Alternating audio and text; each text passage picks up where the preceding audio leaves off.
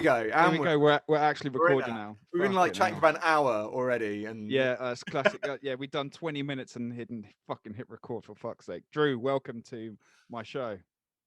Thank you for having me. Well, we pretty much do a Nikki Smash show pretty much like every 2 or 3 days. Yeah. And I've already drank my coffee, which is a fucking fail, man. That's a fail. That's why I made a tea.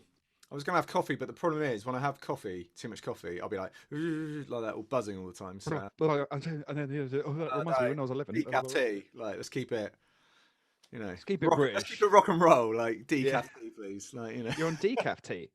Yeah, it's really weird. I drink decaf tea just because I'm a coffee fiend. I really am. Like, in the morning, if I don't have a coffee, I'm not a good person. I'm not a good person at the moment. Kate walks in the room like shaking with the coffee pot, like, please drink it. Don't awake the beast. Don't awake the beast. And then I have it. I'm like, what's that? And I have the coffee. I'm like, thank you. It's like one of those cartoons, when like there's a pie on the windowsill, and like it'll be like Tom and Jerry or something, and then he'll smell it, but he'll still be asleep, so he'll be like smelling, go. Yeah. And you see the thing, the smell, and then he'll float to the smell. That's kind of like you with coffee in the morning. Kate's like brewing it in the kitchen, going like, "Fucking hell, I hope this works." I'm not really a morning person. Well, like most musicians, to be honest. Yeah. And that's you sort of get used to it when you're on tour. When you're, what it's like. You're buzzing after the gig. You can't get sleep. So you might have a few beers or whatever, or just before you know it's 2 a.m, and then you're like, right, and you try and go to bed. So you go to bed, and then you don't wake up till 10 in the morning or something. And when it becomes routine, especially on like bigger tours, longer tours, and things like that, you just get into that routine, and you sort of have a go at yourself because you're like, oh, I'm really lazy, but you're not. It's just your job is different, and it just switches. You just switch a pattern. That's all. It's just like switching time zones. Really, yeah, isn't you it? just switch. You just go a bit nocturnal. That's all it is. Yeah, totally. And so when I came off tour, it's funny, but now we've not been touring for like a year or something. We've been trying to, we always set our alarms in the morning, like 7:30, 8 o'clock. Just get up, and especially like if I've been doing a day job, which everyone's had to suddenly, watching every musician become a delivery driver is just, just like bloody hell. That's what it is, and I've been doing bits and bobs like that every now and again, but I haven't had much this year because, again, back to the pandemic, it's like everything closes down. You have to get your body clock back to a sensible time. So, but still, even getting up in the morning. But anyway, going back to why I drink decaf tea, it's just because I drink a lot of hot drinks during the day. And if I just pounded coffee all day, I'll be absolutely flying. And on top of that, if you're going to drink tea, that's really caffeinated tea. Like, people don't realise, like normal tea, it's like really heavily caffeinated. And I really notice it. If I drink a cup of tea, it's just like, phew. So me and Kate, like, we literally got separate tea things, like one's decaf and one's normal, and one's the musician's pile and the other especially late at night. Like, I try not to drink caffeine post midday. I might sometimes have a cheeky... Caffeine lasts like 12 to 15 hours in your system. Yeah, this is why people have like really bad like sleeping problems. And I drink chamomile tea before I go to bed, and that all stems from touring. I had like really bad insomnia once on tour, and it stayed with me, and it is, for whatever reason, it has stayed with me since that one episode. And I was on tour, I was in Europe, and 3 days in, mate, I was like, I haven't slept. I don't know how to get over this. And it's the only time I've taken sleeping tablets like that, because I was in Barcelona, and the only thing I saw was a venue and a pharmacy. Figure that one out. And maybe an Ibis budget.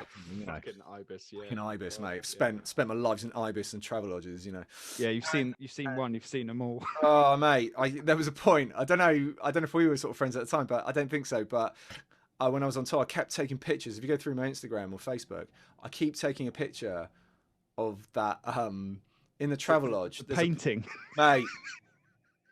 Mate, honestly, that painting with the red, no one knows what it is. No one knows what it is, but the commission. And I emailed them.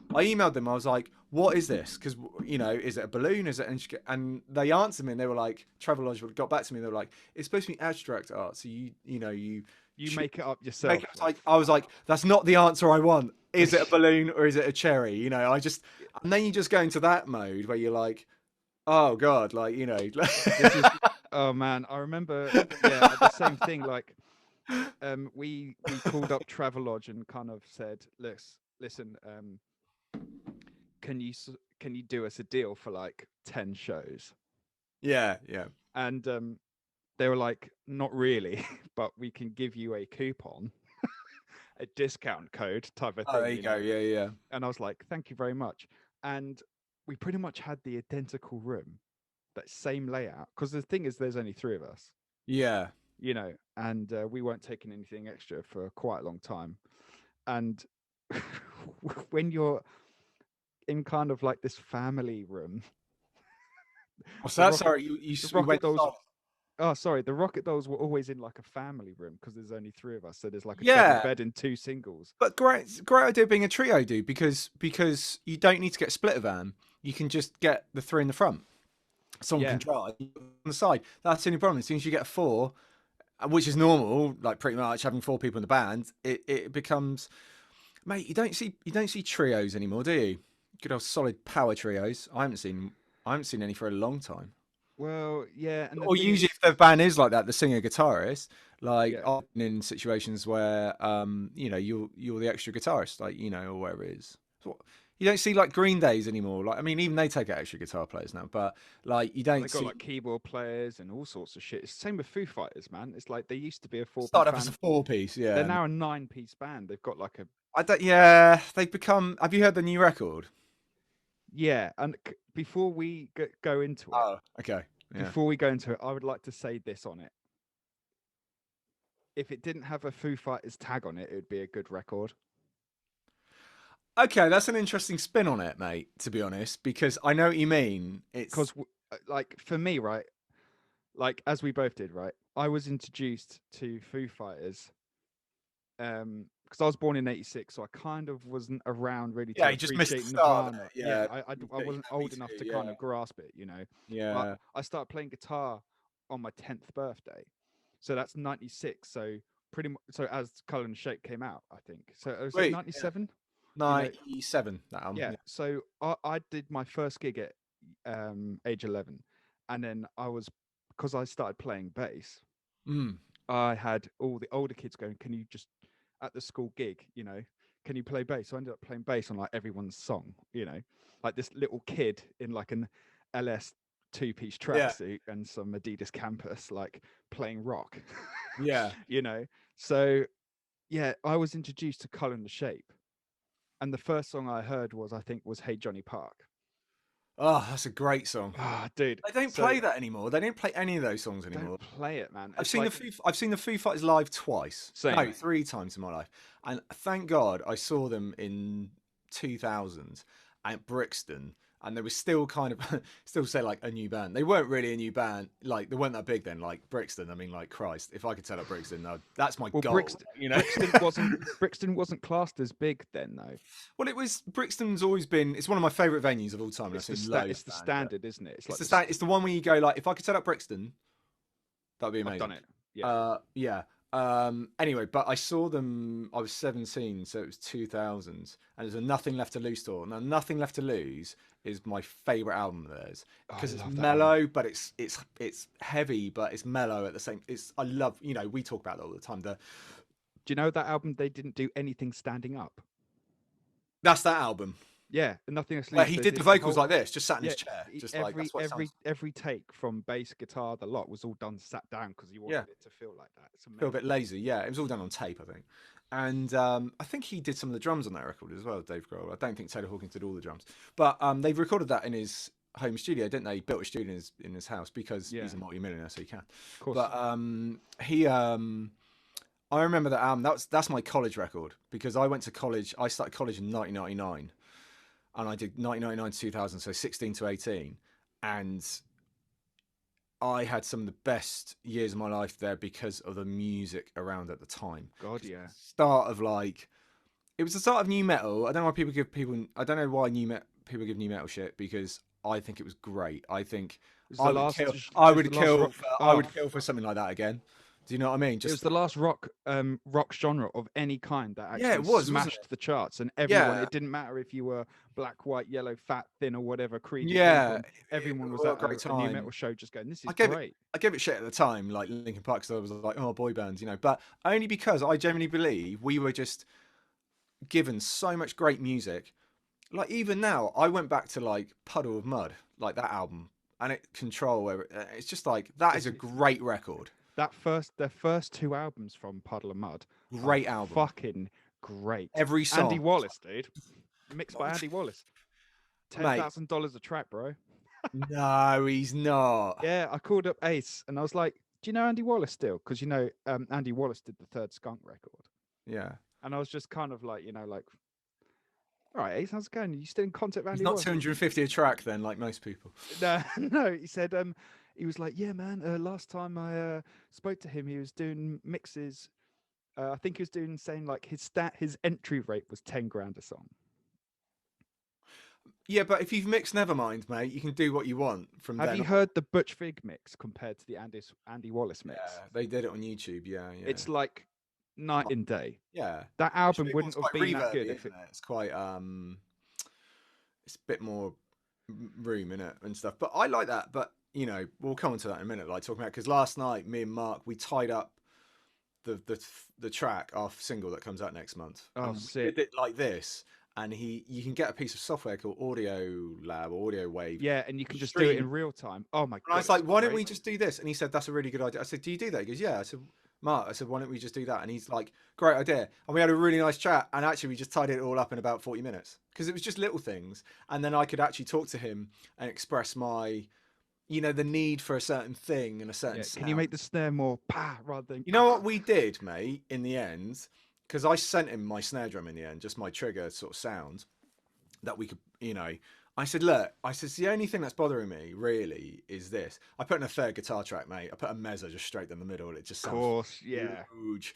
He was like, yeah, good shout. I said, you don't have to do it for all the tracks, but at least if you've got that option to do it. And he's probably the nicest bloke I've ever had to deal with, like in terms of this type of thing, like mixing stuff. He's so chilled.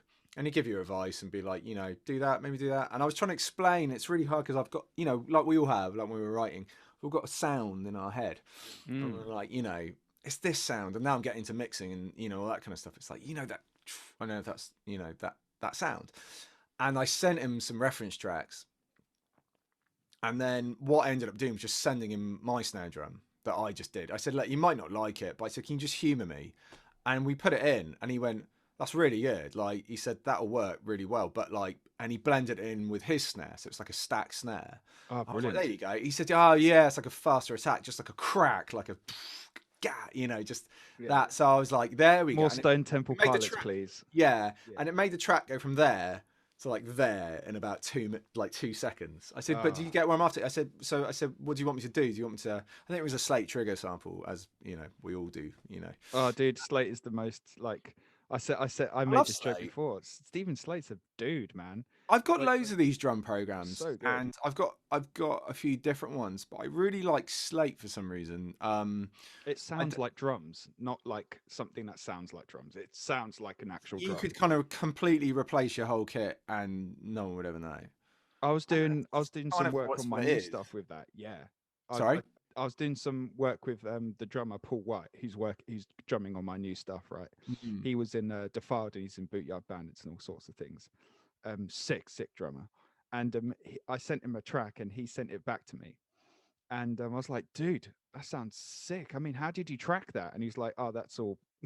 That's me, Stephen Slate program. It sounded like a real dude. I actually was like, shit, dude, like you did that quick. Like you recorded that and sent it back round in the day. And he's like, no, I just. It's like, what? I see. I'm a big fan of the end result.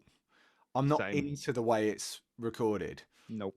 If it sounds the same at the end, I don't care. And it's really funny. Like I've battled that with people quite a lot, where it's like, I think there is something to be said. Like I remember I was chatting with Mark last night about it, going like, I think if you get it right at the source, you're more likely to get a better sound. You can use the drum Yeah, sounds, but say like if you're just on a budget and and you want to do it a certain way, but you look at the pros, man. Every time I go on YouTube and look at someone doing drums, like top, I'm talking like the top of the top guys. They literally replace or use everything. samples to enhance, or it's just normal. And to sit there and go like, you know, I think Apart from color and the shape, because there's nothing on that. well, it's a different era as well. Yeah, Apparently, there's no compression on the drums. yeah. There isn't. I've We were spoken talking to about that Chris last about night that. as well. For some Yeah, reason.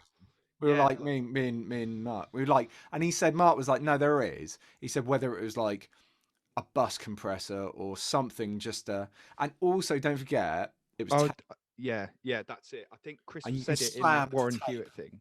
You can just Yes, smack it to tape, slam and it in there. it naturally kind of just goes, and it gives that kind of. You just got to use the gain, and just he like Chris Sheldon's make. That's what they did back then. They use all these weird trickery to essentially what a plugin can do, but they had to kind of manually figure Create that it. out themselves and Yeah, go like, well, how are we going to do this? It's like, well, we're going to have to reroute it through this, and it takes about a week to do a snare drum, but the end result is that. But I mean, triggering has been around for a long time. I think people it was around in assume, the '80s, man. Like yeah, listen to Girls, Motley. Girls, Girls album. I'm That sorry, whole but it those snare drums sounds are too consistent. Like they're just yeah, just too. Yeah, it's just crack. I've got a it's just Bob like Rock Easy Drummer because Bob Rock mixed that and produced it. And I've yeah, got a Bob Rock Easy Drummer mix pack, and it's just this fucking huge. It's got something called hybrid plate, or it's got like a. It just sounds like the Black Album. It's like, just like wow. But the only thing I will say with the Slate stuff, the transients are really good. It's not so oh crikey, It's like it just I don't know. It just feels a bit better. I'm yeah. gonna buy that. I think out of all of them, I think the Slate ones are really good. But there's the Nolly stuff's great. The GGG Modern and Massive. Yeah. That's his drum program. But that seems to be like the way forward. Everyone's just on the Nolly road at the moment, and everyone's like, Yeah, it is really good, but the problem it's is like amazing. But everyone sounds the same, yeah, that's exactly what I was gonna say. Yeah, the And thing and is, it's a certain type of music. Like he's amazing. He's oh, dude, absolutely he's incredible, sick. and He's I love sick. watching his mix stuff. But he Mm. really slams it. Like he slams it all through like the bus compressor. But that's just his type of music, and that's he's incredible at. It. He's done, and it's that type of again. Sorry, we were talking about last night, like real amps versus because I've used plugins on this record. And I said the next album I'm using my head. I don't mind using virtual cabs because he was saying the torpedo stuff's really good and he's got Oh, some it's good sick. out of It's that. sick. Yeah, yeah. Yeah, but as long as I'm using like it's committing to sound is what people don't do. We've spoken about that loads of Yeah, times, haven't we? loads. And Fucking Mark hell. said the same. He said, yeah, like find your sound, the sound you like, use it. Yeah, Like don't be like, oh, actually afterwards, I'm going to completely change the amp sound because the plugin reacts differently, and it's I don't mind plugins for like compressors and doing all that kind of stuff but I mean just the general that your solid foundation should be the sound you like and don't change it you know with bass yeah. guitars. I've been very spoiled in Yeah, that you have. in that stuff. Because Mind you, I've done a couple of albums in big studios like so yeah, absolutely. I mean, God, it's good fun. the ball and chain is sending me some important message. There you go. Cut that bit out. Yeah, cut the bit out. Yeah, yeah. It's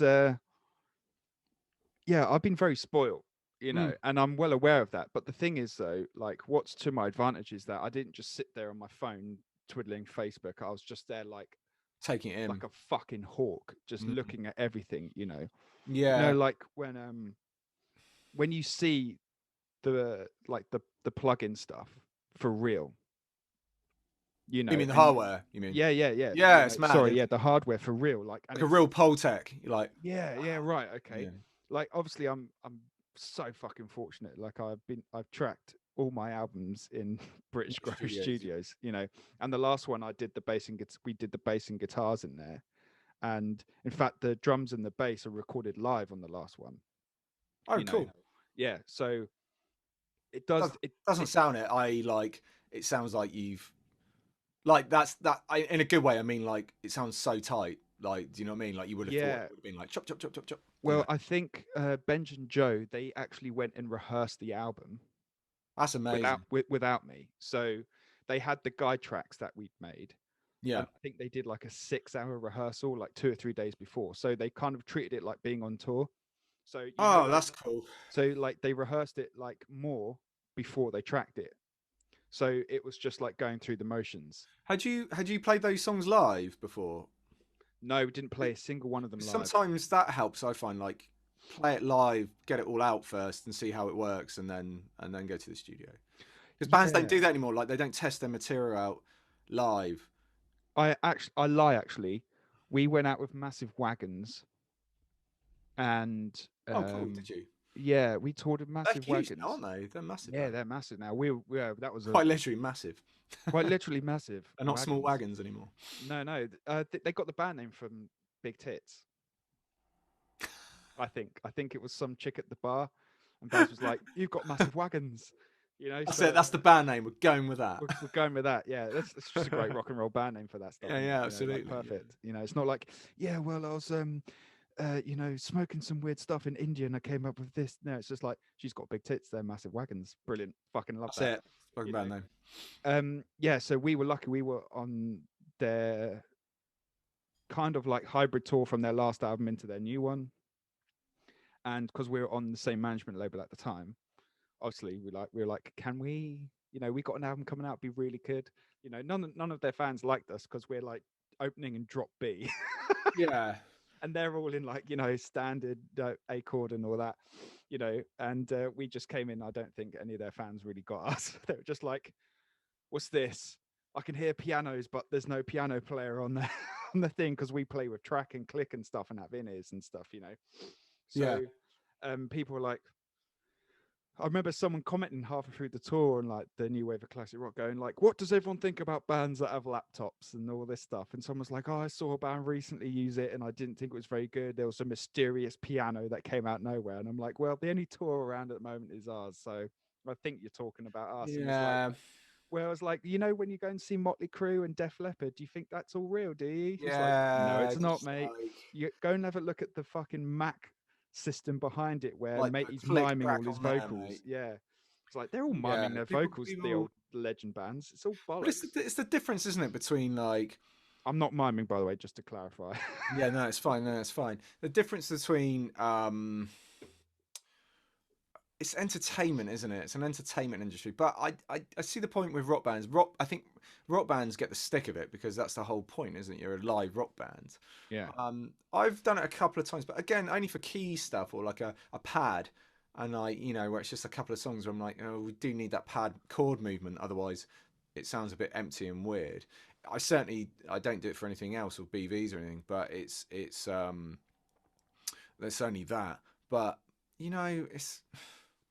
Had people enjoying themselves? Are people there? There you go. Yeah. Like people, Kiss have been getting the grief about that, haven't they, recently? Do you know what I mean? It's like well, you can see he doesn't even have his bass plugged in. We played with Reckless Love once, years and years ago. That Swedish like metal band, and the bass player went on stage and didn't even plug his bass in because he was fucked. So it's just like not even trying to hide it. What? He was just miming? It was just miming, but like he didn't even have his bass plugged in. To me, that's like a step too far. It's just like, come on, man. Like he was obviously drunk and stuff, but it's like you're taking the piss, dude. There's a way of doing it. My friends. It's a bit of a weird story. This, like, it might go a bit. I try not to. It might go a bit dark, but a friend of mine passed away a few years ago. Really, like one of my best mates. And is that Steve from Sondora? Yeah. And he was a lovely guy. Oh, you knew him, did you? Did you know him? Yeah, I played with Sondora. He's an Andover lad. We went to school together and stuff. Right, yeah. And I've known Steve for years. Like that was really sudden, wasn't it? It was. Yeah, I was out with him. On the. We went out on. Oh God, when was it? So I just moved home. I just broke up with my girlfriend at the time, Well, I was going through a bit of a weird phase anyway, or whatever. But I came home, I moved back to my mum and dad's it's about 5 years ago actually. Yeah, I think they posted something about it the other day, didn't they? Yeah. Yeah. So, and then we went out on the Thursday to see. So me, Steve, and Dave, our friend Dave. Dave's one of my best mates. Lives up the road. He's an amazing drummer. We had a band together called Power Funk Trio, and we used to do all these covers. And that was a trio. That was great. And Dave used to sing and drum. He's an amazing personality. But anyway, and I went to see Steve. He messaged me. He's like, "Oh, you coming home Thursday?" I said, "Yeah, yeah." He goes, "What do you want to do?" He goes, "Do you want to go and see Dave at our old school?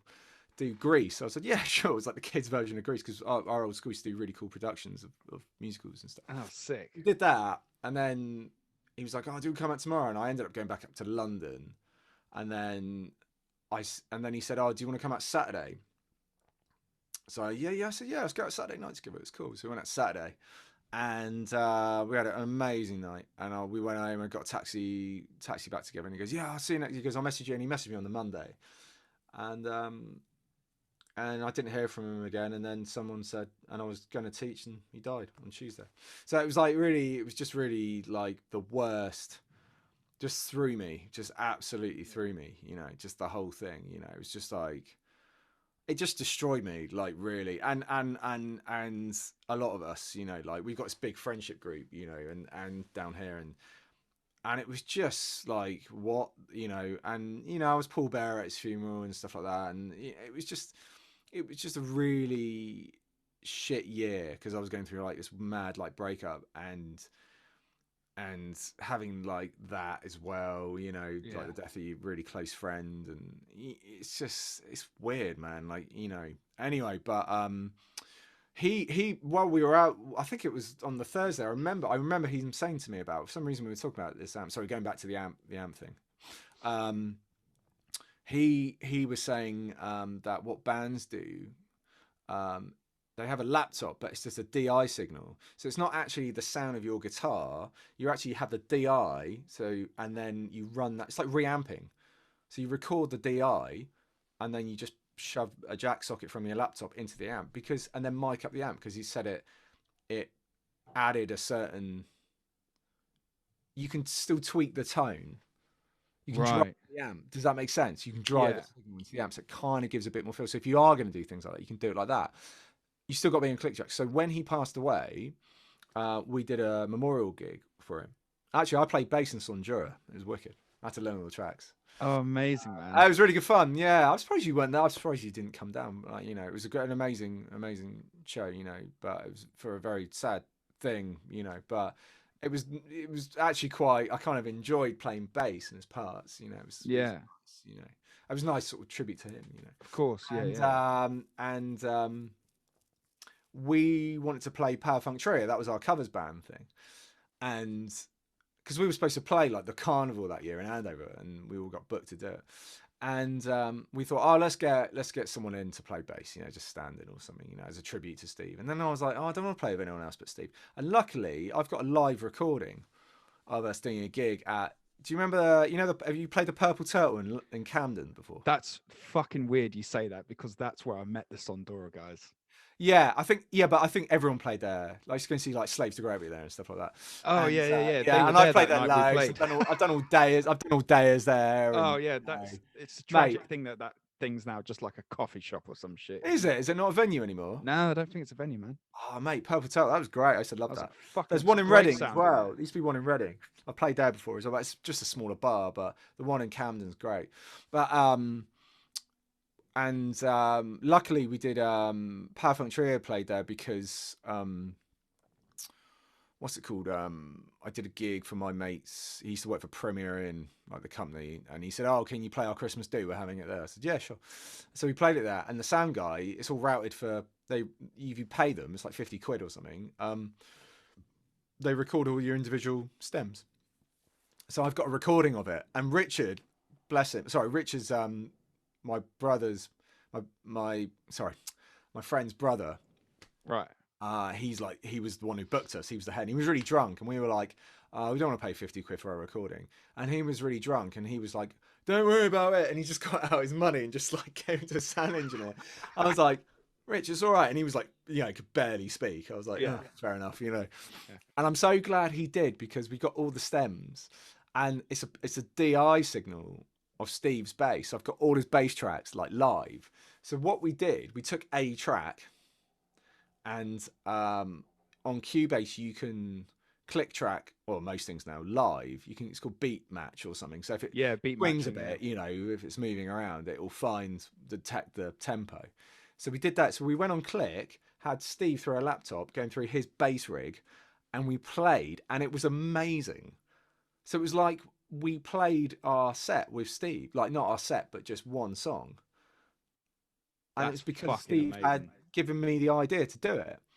He told me, I was like, what are you on about? Can you do that? And he was like, yeah. And I was like, and that was, it was really strange. So we've got this kind of recording of us playing with Steve from that particular gig, but we're on click track. So we had to do inner monitors. So you're kind of playing to Steve and the click versus playing to the drummer and communicating. But the feel's still there. Yeah, because it's moving, so it still had that sort of live feel. So it wasn't like, oh god, we've just got like a quantized bass track from the studio. Do you know what I mean? It was literally him playing live, and so it felt live, and it was such a fitting tribute to him, And I'm so glad we got to do that. It was a lovely send off for our little band that we had from, we were 18. Yesteryear. We used to just play every year at Christmas or something, and we used to just sell out that George pub all the time, because people would be like, yeah, Perfect Trio, because Dave's like really his personality and stuff. We used to play like covers, but in our own way. Like it was like a proper original band, like, proper heavy band, but do it like, we used to do like, I don't know, it's like Sledgehammer, but like really like Peter Gabriel, but like real like proper riffs and real funky. I'll have to send you a copy of it. It's really please do. And man. I'm just rinsing. Like I didn't realize at the time, like it was just like Shredfest 2000. You know what I mean? It was like, yeah, but sometimes you want that, man. It's like I'm the first guy that goes like, like with the Art Disconnect, right? I was like, oh, I'm not doing any solos on it. Like that was like the only kind of like rule of thumb on that record is like there's no guitar solos. Like it's just not happening. Yeah, but it's like, not. You don't need it. Like my album, not every song's got a solo on it. Yeah, but you can fucking solo. I can't. I'm just a riff guy. Yeah, I can, but I'm not. The thing is, that's another thing as well. Like I'm, it's weird. Like I do all this. I'm into my guitarists that are kind of like. I think I'm just into good. Like all my favorite guitarists are in bands. I'm not into. Yeah, they're not like virtuo. Well, I suppose they are, aren't they? Like going back to like Nuno Betancourt and stuff. It's like they are virtuoso guitarists. It's like the triple threat thing, isn't it? That's what I always, But I like. He's a songwriter as well. Do you know what I mean? He's like Prince. You can write songs, you can play guitar, and you can sing. That's all. If you can do all that, and that was always my goal, and produce your own music, but not just be some like guitar shredder. Like that's like the worst thing to be. Like I always try and explain that to like students as well. I always try and go like, get your rhythm down first, because that was all that's going to do is like enhance your rhythm. Got me more work than I've. Oh mate, it gets me all the work. Been like that. I don't have to shred to get me a gig. Like, do you know what I mean? Yeah, it's about knowing how to be in a band and a situation. It's nothing to do. But trying to explain it to people is really difficult sometimes. Not everyone gets that. No, they don't. I always thought everyone got that. I thought, but it's not. And that's another, that's another topic. Do you know what I mean? It's like where I fit in, where I feel I fit in music.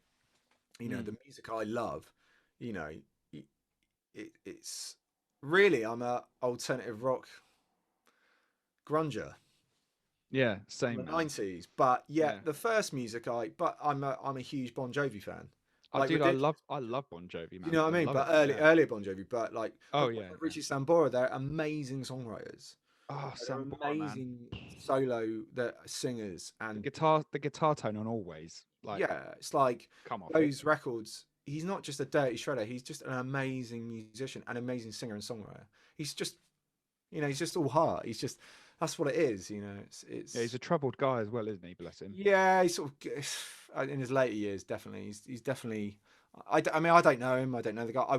But he is the one guy I would lose my shit over if I met. I think he's the number one guy that I would just be like, it's you. For me, he was one of the first people that I don't know about. This is a bit weird. thing here. Like, I love Fender Strats. I love the Stratocaster. Like, I don't even like give a flying toss about many other guitars. Like, I Oh, just mate, think I mean, you're in the same boat. it's like I can have 100 Strats and I love them all equally, and Yeah. they're set up to do different things. And a Gibson And just sort of over there somewhere, just like yeah, going. well, I've got an SG. I've got a Gibson You got SGX PRS, in. haven't you? Yeah, I've got the PRS Silver Sky, and But do you that's know a what that great is? guitar, it's a Strat. It's a Strat, man, but it's like refined. That's the thing about it, right? You know, like That guitar gets like that guitar has gotten huge raves. I've never played one. oh, See, I'm not a PRS fan. Okay, here we go. This is where things get controversial. I'm not a PRS fan, all right, and I never have been, just because the shape I find a bit awkward. Um, it's kind of like a Gibson, but it's not, and it's a Strat, and it's not, and it's weird. But I think sonically it does everything. Like a oh, custom. If someone dude, said to me you were only allowed to play a PRS, I probably would go like a custom 24. 22. To cut, Oh, you would go 22. I go 22, yeah, because I'm Yeah, not actually like 22 fretter, yeah. But something like that, something the yeah, generic, what they are known for, that guitar, that's what I would go for. The only thing I don't like about them is that it's the colors, and they're all a bit flamboyant for me. They're all a bit, you know. I've met him. I've met Mr. Paul Reed Smith, yeah. and he came to He's an he came to, eccentric guy. yeah. The guitars I like that they made were those Korean ones. I think they were much better. The world's when they did the budget versions. Say budget, it's still like 800 quid, but they're made in the World Music Factory where they make the LTDs. Yeah, I think they're called SEs now. Is it SEs? PRSSEs, Yeah, they're yeah, or CEs or fantastic something. guitars. I think Dude, they're great. yeah, they're unreal, I think dude. I think the problem with PRS, I think they're a little bit overpriced. Maybe in today's world where you can get it's a 1,500 quid guitar for 3.5 grand. Like, it's not being rude to him. Maybe that's the wrong thing to say. I don't know, but and people do buy them.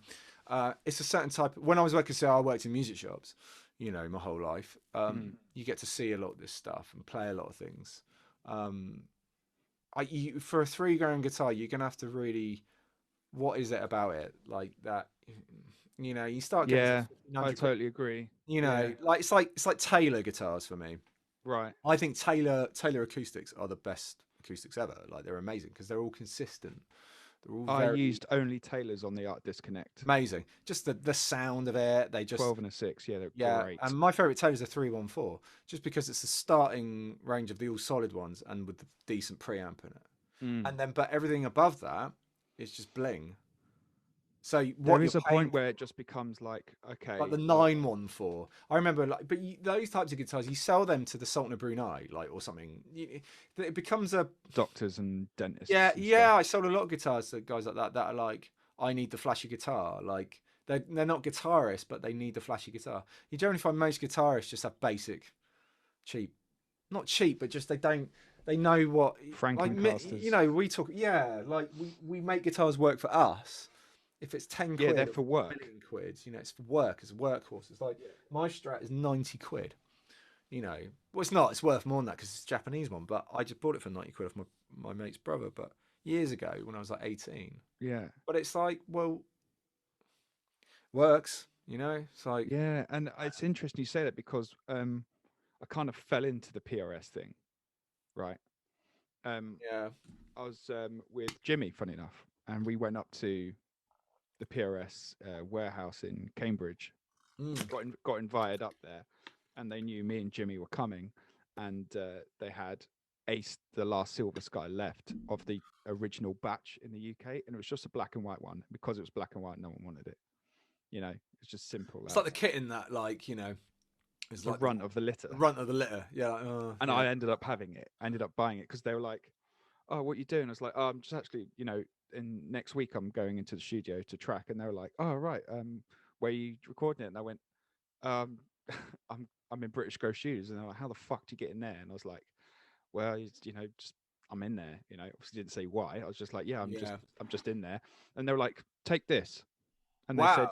they were like, take this, and then after you finish doing it, if you use it or not, it would be great to have some social media with it, because Yeah. no one's playing the Silver Sky in that kind of genre. You play Strats. So I was like, okay. So they give it a little setup and a clean up, and I took it away, and then never give it back. and then obviously I paid for it. You know, I Yeah. paid through the nose for it. You know, it's, even though it's a $2,000 guitar, I still paid like 1,100-1,200 for it. But That's all right. the most I've ever paid for a guitar. I'd say, you know, but that's most I've ever paid for a guitar. Sorry, is about that 1,100 quid.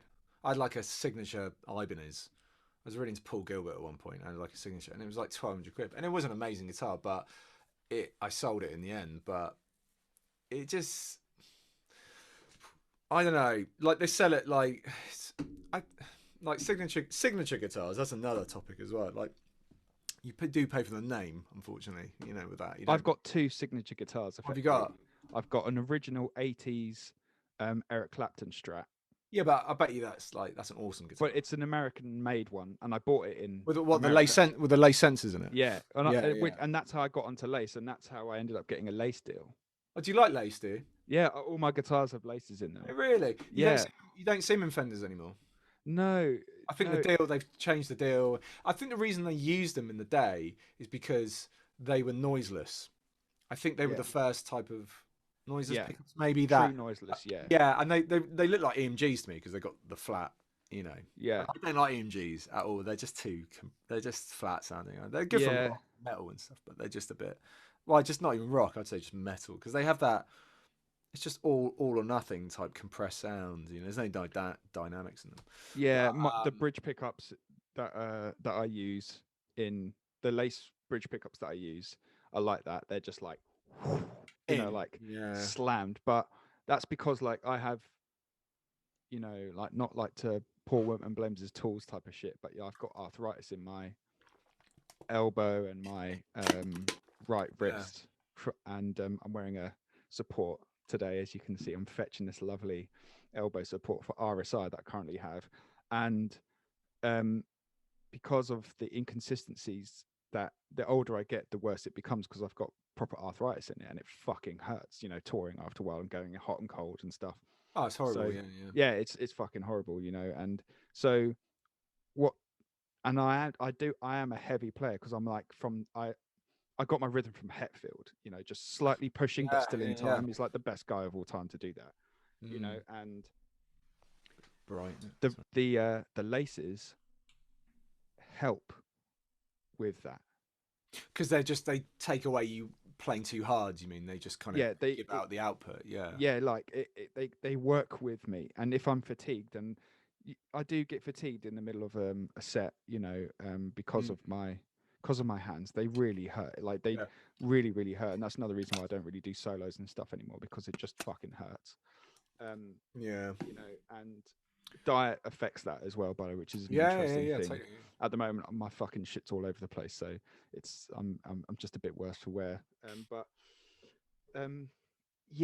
Laces kind of help me with that. And the thing is, like, I know, like, a lot of people go like, oh fuck, you know, they're this and that. But thing is, for me, but people, they will go, dude, your guitar sounds fucking unreal through a PA. Like, it sounds great. Like, the tone on your record. And I'm like, it's all laces. I don't use anything else.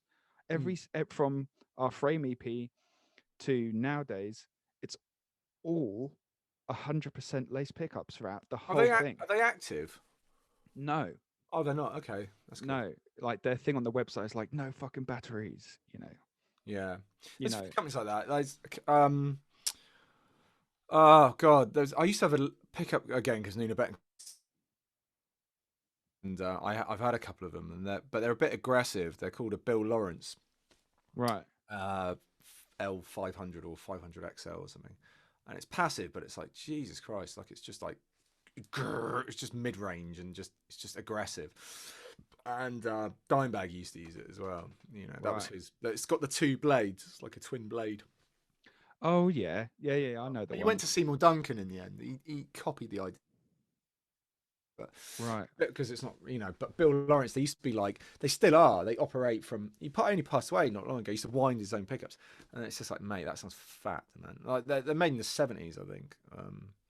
They're very aggressive pickups, and the problem is, I think I've compensated my playing to be aggressive, thinking Nuno played like that, and it's not. So when I put a Bill Lawrence in, I'm too aggressive. Do you know what I mean? Like he's obviously a bit lighter, but yeah, you find those guys they don't smash it. Yeah, Those guys don't, but it sounds like they do. It's very percussive pickup. You know, it's a very woody type tone. You know, it's amazing. Like, you know, what the pickup does. Because I use Duncan's, because they gave me a bit of an endorsement. Not really full endorsement. I never say I'm endorsed by them, but I get a deal. You know, you get a deal through the UK distribution. You just right? basically. That's the same thing with me of late. Yeah, I go from Dave from Hindsight you know, Distribution. and it's Shout out, cool. guys are legends.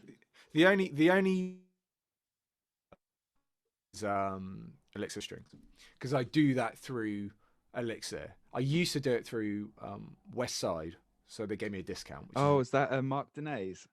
No, my mate Ben works at West Side, Ben McCrow. Right. Hook me up. But he put me in contact with Jordan, and it's a company called Red Pepper something. I don't know, but they must be to do with, you know, the distribution of all this kind of stuff in the artist the actual artist liaison guy. And even those guys have to pay. Like, they gave me the first batch for free. So when I did Rock of Ages, I asked for what I wanted, and I paid £10 for about 200 sets of Elixir strings. It was amazing, just for the carriage. This whole box arrived from Germany. I'm like, sweet, great. But now when I buy them, you have to buy them in the boxes, but I just get a huge discount. Like, it's it's just more at cost. Really, don't give them away for free. Like, not all endorsements are free. Like, even for the top. That's the thing. Yeah. People seem to think that stuff's given to you, but it's not. You know, that's the only thing. That's not fact. You know, the only thing. If someone said to me, if you could have free stuff. Actually, no. I think when I was in the band, to have like a deal through Rotor Sound, but I didn't use the strings. You know, because I just don't. You know, Rotor Sound don't like me. I've met the guys there. Jason at Rotor Sound or something like that. I've been to the factory. Have you ever been there? And they wear the winding stuff, but I don't like the strings, man. Just don't like I was like an Ernie Ball guy for years, right? You know, because Eric Clapton was, you know, and then when I had some Rotor Sounds, they were just completely different kettle of fish. And again, because I use stainless steel, right? So they're really They tried to get me to change, you know, and I was like, they were like, oh, we'll give you Rotor Sound for free. And I was like, I don't like them. I don't like them. I would like to use my Elixir strings that I've used for 10 years and will continue to do so. I don't care. The difference between, I think some people, what I get annoyed about with endorsements is when I see all these like YouTubers or whoever, or you just see people like, I'm endorsed by these. It's like, no, you're not. You've just phoned up the distribution company and they're giving it to you for like, it's like, you're not. It's not a real endorsement. Yeah. An endorsement is like, you are, you know, they want you to use your, you know, promote your stuff. So they give it to you, you know. I think when you get into signature guitar world, you know, you are definitely endorsed. That's an endorsement, yeah. You know, I get the guys at Fender give me a fat discount on EVH stuff, and I think when I was looking at Jackson at one point, or in Charvel. Yeah, it's all owned by them now, isn't it? Yeah, they give me. I get 50% off that stuff because they're lovely. You know, they're really nice guys. You know, and people at Fender are lovely. Yeah. Yeah, like they're brilliant, and it's not like you have to exclusively use it, but they want you to, you know, as long as you kind of use, you know. I think it was when I was doing Rock of Ages, but the tour was kind of sponsored by Gibson, and they own Kramer, so I ended up using some Kramers in the end. Right, but even that annoyed me because I was sent some Kramers that were just these horrible guitars and I couldn't use them. So luckily my mate Barry had an old Kramer from. Have you ever? I'll show you it. I think this is the one I used on Rock of Ages. It's not mine. It's my mate's. I got to give it back. But okay, it's pink, right? But it does the mate. thing. I shit you not, right? This was built. The things with these old Kramers, it's built in Japan at the ESP factory in the custom shop. It's an ESP N1, and then it's assembled in the US. So that's why these guitars and all the guys in the 80s used them. Kramer now are not built like that. I don't know. They might, you know. I doubt it. Like they have like a batch of Indonesian stuff where it was bought out by Gibson. As is They went bust. Kramer went bust in the 80s, you know. Yeah. So there's one on eBay at the moment, a black American Pacer 2 that I'm looking at, and it's he only wants 600 quid for it. So I think the next time I go on Rock of Ages, because I've got to give this back, really, it's not mine. Yeah. I thought about buying it because they're solid, mate. It's got an original Floyd Rose. It's like the only thing I put on it and changed, I put some silent in it. And it's like a proper German Floyd Rose, just doesn't go out of tune. I put a proper nice pot and out rewire, just one, got rid of all the electronics because I hate all that stuff. And that's it. And to actually play, this thing is an absolute monster. Like it was just, you know, and I generally think guitars just aren't built the same anymore. Like this has got weight to it. Like this has got, yeah. you know, it's like where's that gone? I find that's gone in guitars at the moment. Like Sir guitars, man. Yeah, very expensive though. That's the only thing, man. It's like, you know I have like a gentleman's agreement with PRS in what have you, and that's, you know, I've got the Silver Sky and stuff. But the thing is, though, I mean, it's not much of it is like Strats, Silver aren't they? Sky. Glorified Strats, aren't they? Yeah, it is. It's like Tom Anderson. They look like Tom Anderson guitars to me. They're just, like, you know, yeah, you know. And it's the same with Sir stuff, right? It's like I thought, well, it's a like, let's just cut the bullshit here. It's a fucking Strat. You know, how much more Strat how much more Strat can you get, right? Yeah. Then I played it, and I was like, oh, there is definitely a thing about it. There's no question about it. Like, what is the Silver Sky, up until I played, like, I've got to be careful how I say this. The Silver Sky up until I played a Sir was without a doubt the best Strat I played. You know, like it just like sat in your hands, put that neck pickup into you, flip the pickup into neck, go, and I was like, oh my god, it's a thing. It does the thing. The only thing that I've had a grumble with is the fact that I play stainless steel strings, and if you have nickel frets, they destroy the frets. Like, I've had that guitar since 2019, right? Yeah.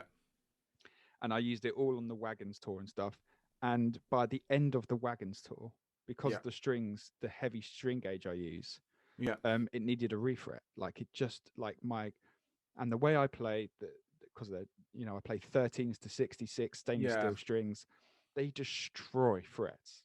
Yeah, nickel frets. Absolutely, just tear them apart. Like, you can see the dips in them. Like, you know, I'll take a photo of it, and then I'll send it to you on my phone. You can visually see the cut in them. It's almost like they're becoming scalloped, you know. Wow. And it just fucks the whole thing up. So it's like, but I'm in that thing now. It's like I can't use it. You know, if we were playing live, it'd be hard for me to really get away with it live because it buzzes now, and the only way to get rid of it is a refret. And it's like, well, I don't have a spare couple £100 for a stainless steel refret at the size I like. Yeah, you know. have you ever used stainless steel frets? Yes, I like them. I've done. I've had it once. I had a neck mate, but I found them too zingy for me. They are bright, man. Very bright. That's why Sir guitars are bright. They're all their frets stainless steel. But the thing is that they last for years. Like, they last once you've got them. They just last forever. Yeah, but pretty much. I remember the first time I played a stainless steel. Do you remember those Parker guitars, Parker Flies? Dude, I loved Parker Flies. They're all stainless steel frets. Yeah, they were like some of the first companies to do them. Yeah, like carbon necks and stuff, and the Mojo Fly and everything. Like Mojo Fly, it's a very weird guitar. We used to sell those in it was based off it's an ergonomic thing, isn't it? Yeah, my mate used to have one. He used to have like they were like some of the first guitars with like acoustic bridges, like the piezo. Yeah, the piezo stuff. Yeah, great. We used to sell them. Washburn owned them, I think. Or are they still going? What, Parkers? I don't know. Maybe. I think it was Ray Parker, wasn't it? Was that the guy who owned them? He designed. I can't remember now. They look weird. Again, it's like I'm all into.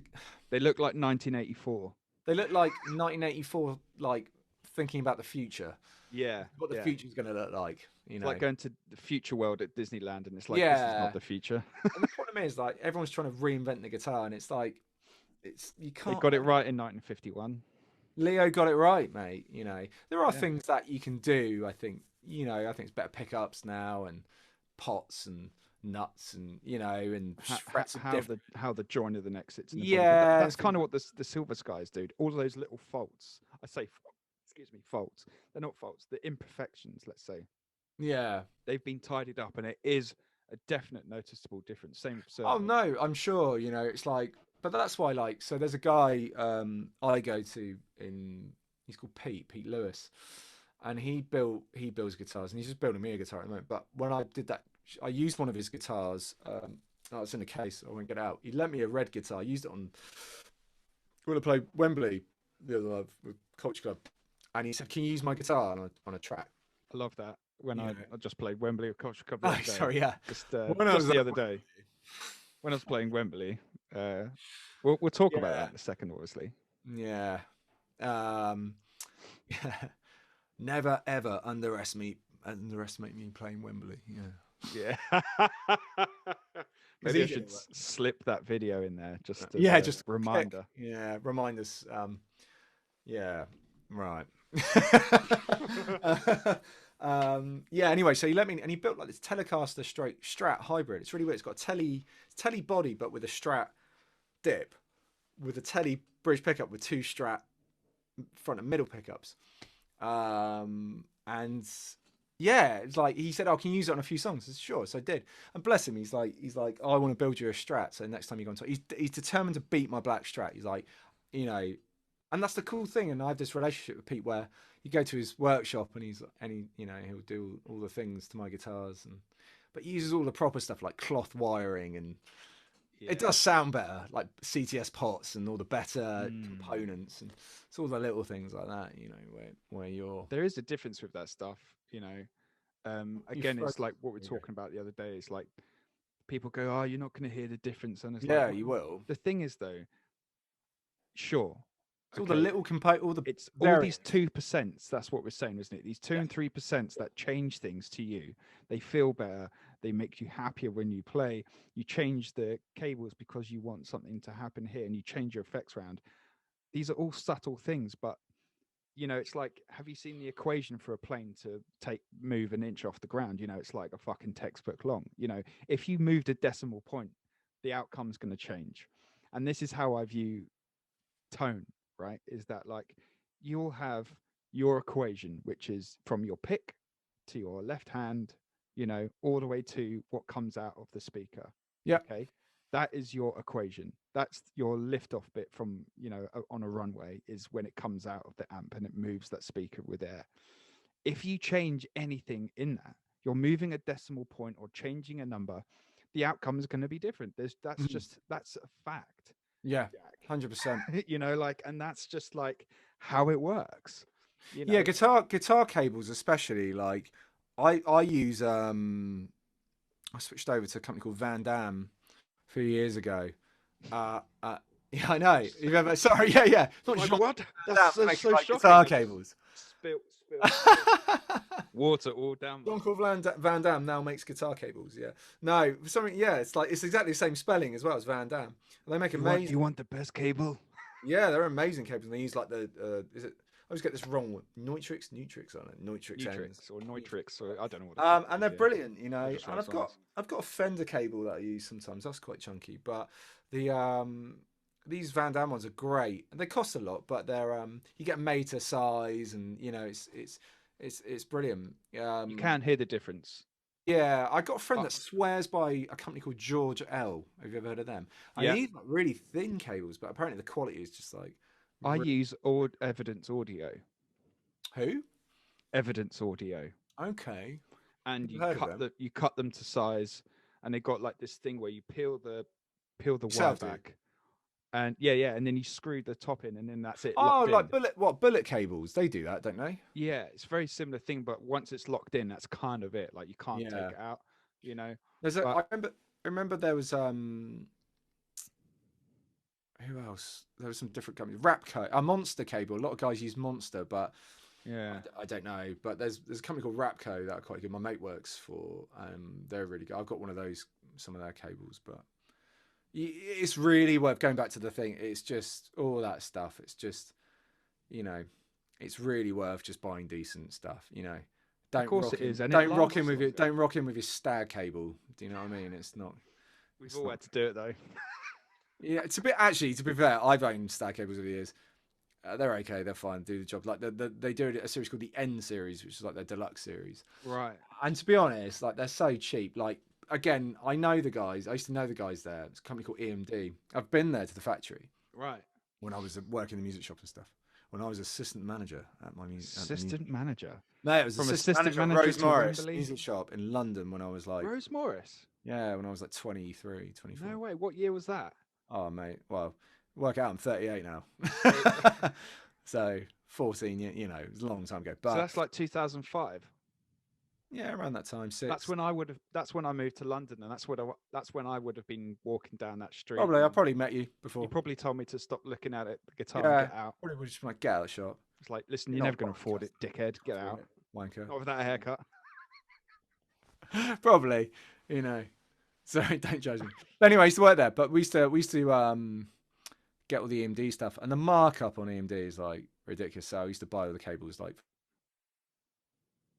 you know, it's like it's stupid. Like, and when I learned about all that stuff, like markups and retail, and you know, God, the like, markup for God's sake, I was just stupid. like, They all think we're idiots. I mean, companies like Fender, there is no markup, like because they've got the power. So you just got to sell. You just got to stock their guitars, but everyone, you know, Gibson are horrendous. Oh, it's just no point. But like, I'd never buy a Gibson guitar companies like again. I tell you, who are really good guitars. I always found like acoustic guitars, vintage. Vintage are wicked. Vintage are wicked. Man. That's it's a company called JHS, John Hornby Skews. Yeah. I used to know the guys there, you know, like I used to know them all, and it's great because a guy called Dave Pomeroy was like the used to get the what they call the guys that used to work for the main company, the sales guys for these big companies to come in and be like, yeah, you want this, you want that, do you want to order all these, like, you know, it's like, yeah, like all, and that was cool. Yeah, Roland as well, Boss, no markup on Boss pedals. No, but things though, like you know, things with stuff like that, right? Especially with things like Boss and Roland and what have you, right? Is that people take the mickey out of them. They're like, you know, entrance level stuff, you know, but then people don't realize that actually, like, it's a really good entrance level. Do you know what I mean? Oh, have you gone? Oh dear, have you gone? We'll have to come back. Swapped over to Talk, and it's like it keeps dropping every like just goes no, I just don't want to work. So No, I'm on my phone data, so it's fine. I've got like 80 gig or something stupid, so that's like totally unnecessary in today's world. You know, well, especially in lockdown. Yeah, it's the thing of like going on tour, isn't it? It's like because I'm a gift gaff pay as you go kind of guy. Because so like if I'm I know it's like how old are you? 15? It's BCG. Yeah. If you go on tour, you're like, I'll get the maximum gigabytes for this month because I know I'm going to be like rinsing it on tour, and it's better than hotel Wi-Fi. That's something to be desired. When they go, yeah, you can pay an extra £5 for the Wi-Fi, and you're like, do you know what? I'll do that. Yeah. And then like the second night, you're like, can I cancel all my Wi-Fi stuff because it's bullshit? Yeah, because this is just horrendous. I'll just stand near the window and hold my phone out if I want to watch YouTube. Yeah, you know what I mean, it's just like bullshit. Yeah, it's ridiculous. I was on like I only use about 20 gig a month. My stream 4G or whatever, like data, but it just was part of the package. What I do is, so this is how to do it: buy your phone outright. That's what I did. And then get a decent SIM only deal because I paid 12 months then. Because otherwise you're tied into these like ridiculous 3 years. I think they're 3-year contracts now because the phones are so expensive. They have to make it still look like a great deal. So like they just tie you into these ridiculous terms. Like it's only 30 quid. It's only 35 quid a month. I remember like when I was on tour with Rock of Ages, like with all like the theatre people, bless them. Or the actors, should I say? And the cast members, the cast.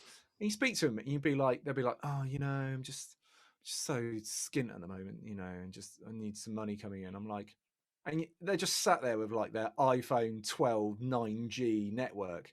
I'm like, "How much is your phone?" They're like, "Oh, you know, it's about £65 a month." I'm like, "Fucking what? What you on about?" Like, yeah, but you know that includes a you know an iPad, and I'm just so skinny. It's like like kids nowadays, you know, sound like an old man, but the concept of money is unreal. Like it's just like right to me, a phone contract even now sounds like I'm an adult. Do you know what I mean? Like being tied into something like that seems madness to me. It's mad. I pay £20 a month on my phone contract. Same. And I still think that's loads. Yeah. Like at one point I was paying about £16 or £17. Any more than 20 quid a month, you're like, what am I paying for? Like, especially in today's market, because really you get unlimited and unlimited. That's just normal now. But to see well, I got kids on like rock event. Sorry. Sorry, dude, you cut out then, so I thought. Sorry, yeah, I thought I'm you just stopped. saying, like, yeah, again, going back down that way.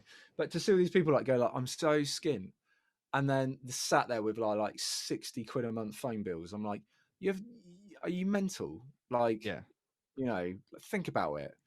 It's just like it's not been put in their brain, like the concept of a pound coin.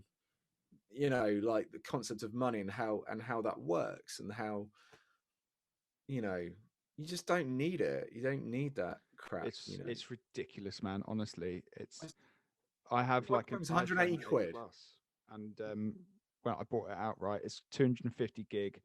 It's like 4 years old. What is it? Sorry, what is I've it? got an iPhone 8 Plus. Oh, you got the 8. Yeah, cool. Yeah, I got the 8 Plus. And I shoot video on it. It's fine. I record everything on it. I don't need to upgrade it. It's fine. The reason why I got the 250 gig is so it has a bit of, breathing space when they do the updates. And that was a great move to do, because it still runs fine. Yes. It's not slow at all. It's not remotely slow, and it's been down the fucking toilet. The first I got, I dropped it in the toilet. It's fine. I mean, I only bought mine because it was, again, I was on tour earning money, but it was a Galaxy A40. So it was only like the bottom end one, but it was like the newer version of the Galaxy at the time. I could have got the A, whatever it was, much more super Z XL. Yeah. Well, it's the S series, which is ridiculously expensive. And I just thought, I don't need it for that. And I like Samsungs. I've always used Samsungs. I've had one iPhone in the past, but I just like Samsungs. They're cheaper and they do the same thing. It's like, it's a phone. Like, I know, it's so stupid. People get wrapped up in it. It's just like, have you seen the latest adverts with them? And they've got like 4 cameras on them, and you're like, well, that's what they're selling here, aren't they? It's cameras, isn't it? It's like it's like phone. It's 5G now, and sticks to your head because it's just like the radiation, just goes like that, Yeah, exactly. Ridiculous. It's mad, it's absolutely mad. I was never a posh phone guy, I've always had like hand-me-downs or like a lower model. Like I don't buy into like the stupid, like ridiculous. I'd go and get a second-hand refurbished model. Yeah, totally. Yeah. And buy it outright. That's people don't. They're just, it's clever. It's amazing marketing. Oh, it is. Yeah, because they end up spending a third of the price of the phone again on top of what they're probably watching us now and saying, shoot them now. Well, they are, because the microphone and the cameras never turn off. There's a setting in your phone. If you go on like the Facebook app, there's a Oh, really? Yeah. Go onto your Facebook app, right, dude? And there's a thing that says like talk monitoring or something. It's called. Wow, is that why the adverts come up when you're talking about? Why your adverts? Suddenly you go like, we were just talking about that, like Well, it's like, because people go like, well, how do they know? And I'm like, well, you use Siri, right, or whatever a phone equivalent is, Katana and all the other stuff, and it understands your voice perfectly. So do you not think that when that's not on, it's not on? Of course, it's still on. Your phone microphone doesn't turn off. Yeah, it's insane. It's things like that.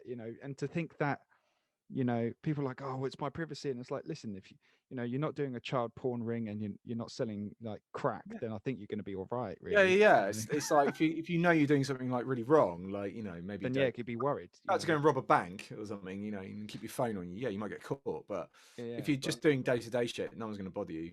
And that's what makes me laugh about the whole vaccine thing, like, oh god, oh no, it's gonna, they want to inject us with, like, really, do you really think the government want to know what my 97-year-old grand's doing sat at home? Do you know what I mean? I don't.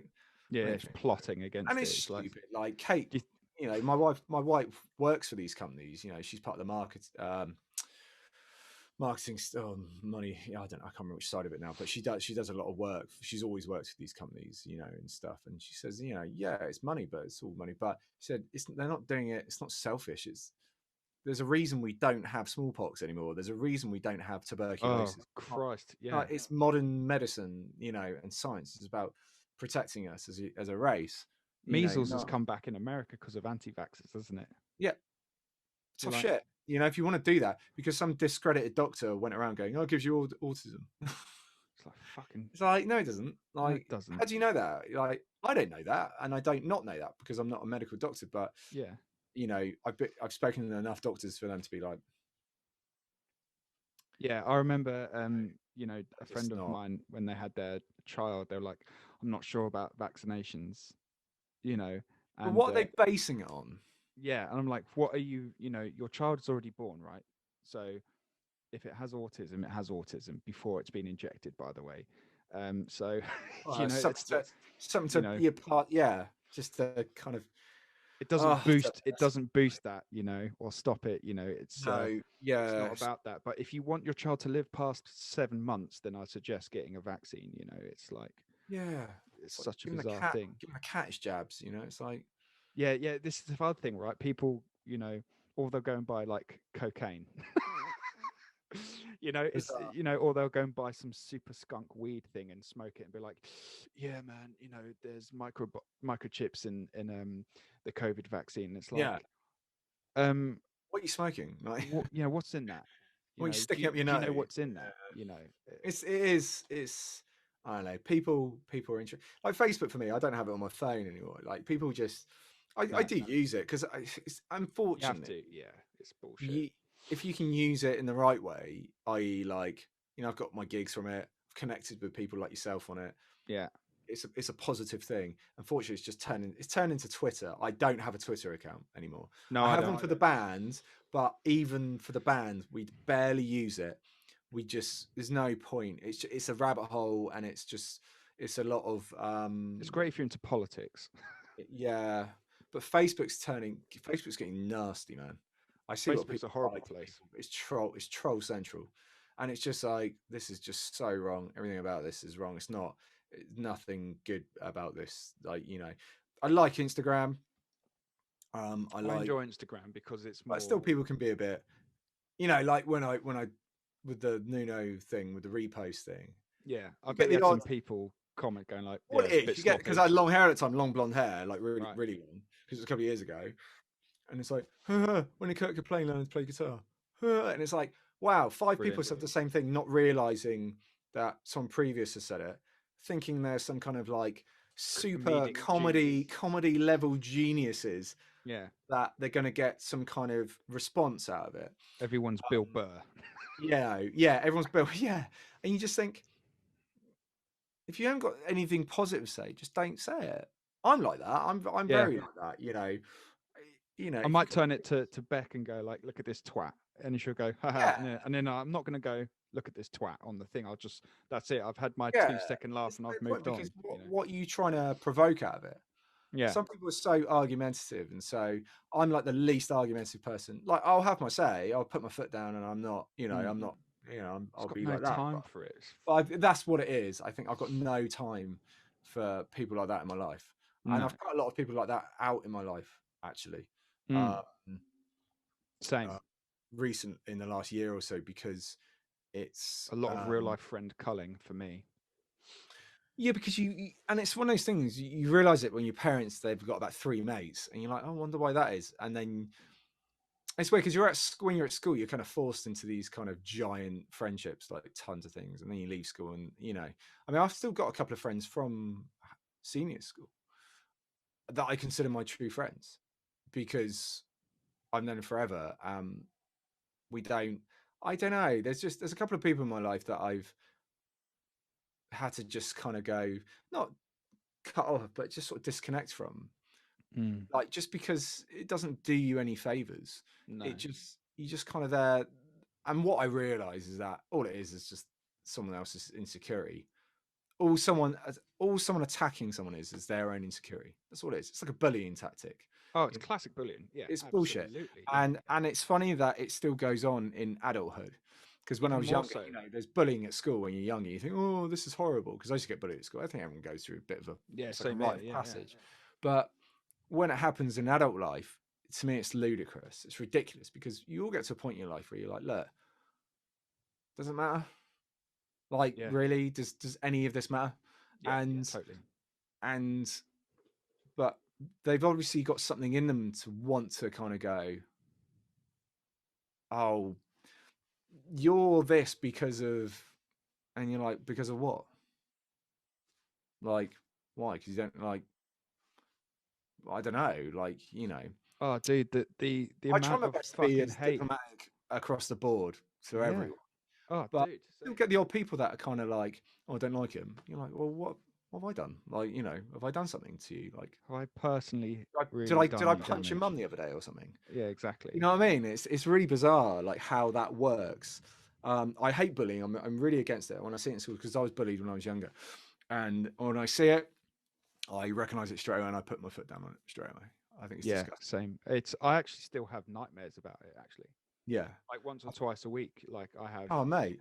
um actual like terrible things of my life now, but also then like in some weird kind of not Mm, hybrid, because that hybrid makes it like sound like it's adulthood, but positive. back then, Yeah, yeah. it's like it's the same people, right? And sometimes I'm in school uniform, but it's now all the But it's things we because have now, and I, it affects me literally like 2 or 3 times a week. yeah, I get the same um, kind of scenario dreams from the people that bullied me, and I get up. I mean, I'm a terrible sleeper anyway, yeah, and always have been, which is yeah. why I age so incredibly fast. I put it down to that, So but I got grey hair now, mate. Right there. yeah, do same. Well, I've got, that's just shit hair. But yeah, I have it all the time, and it Yeah, and it's not haunts me. nice. It haunts People, me, big time. people are horrible, and even more so now. People think they have a human right to attack someone else. Just like on social media behind closed doors. And it's like I daren't say that person would never come up to your face and say, The thing is, same here. It's like I'm 6 foot. I'm built like a brick shit house. It's yeah, like, then no one's going to come. No one comes up no, to me and goes, "I think you're all this," because I'm yeah, 6'2", and it's like no one's going to bother me. But you see it. These bullying, there's plenty of them, and it's almost like it gets worse as you get older. yeah, I it think. actually does. I think, yeah, And that's why going back to the kind of friendship groups and stuff. You end up just putting your arms out a little bit, and yeah, keeping certain people, keeping the people that you like and that you've had close to you for a long time. They're your mates. They're not going to do that to you. So, and if they do start doing that, bye.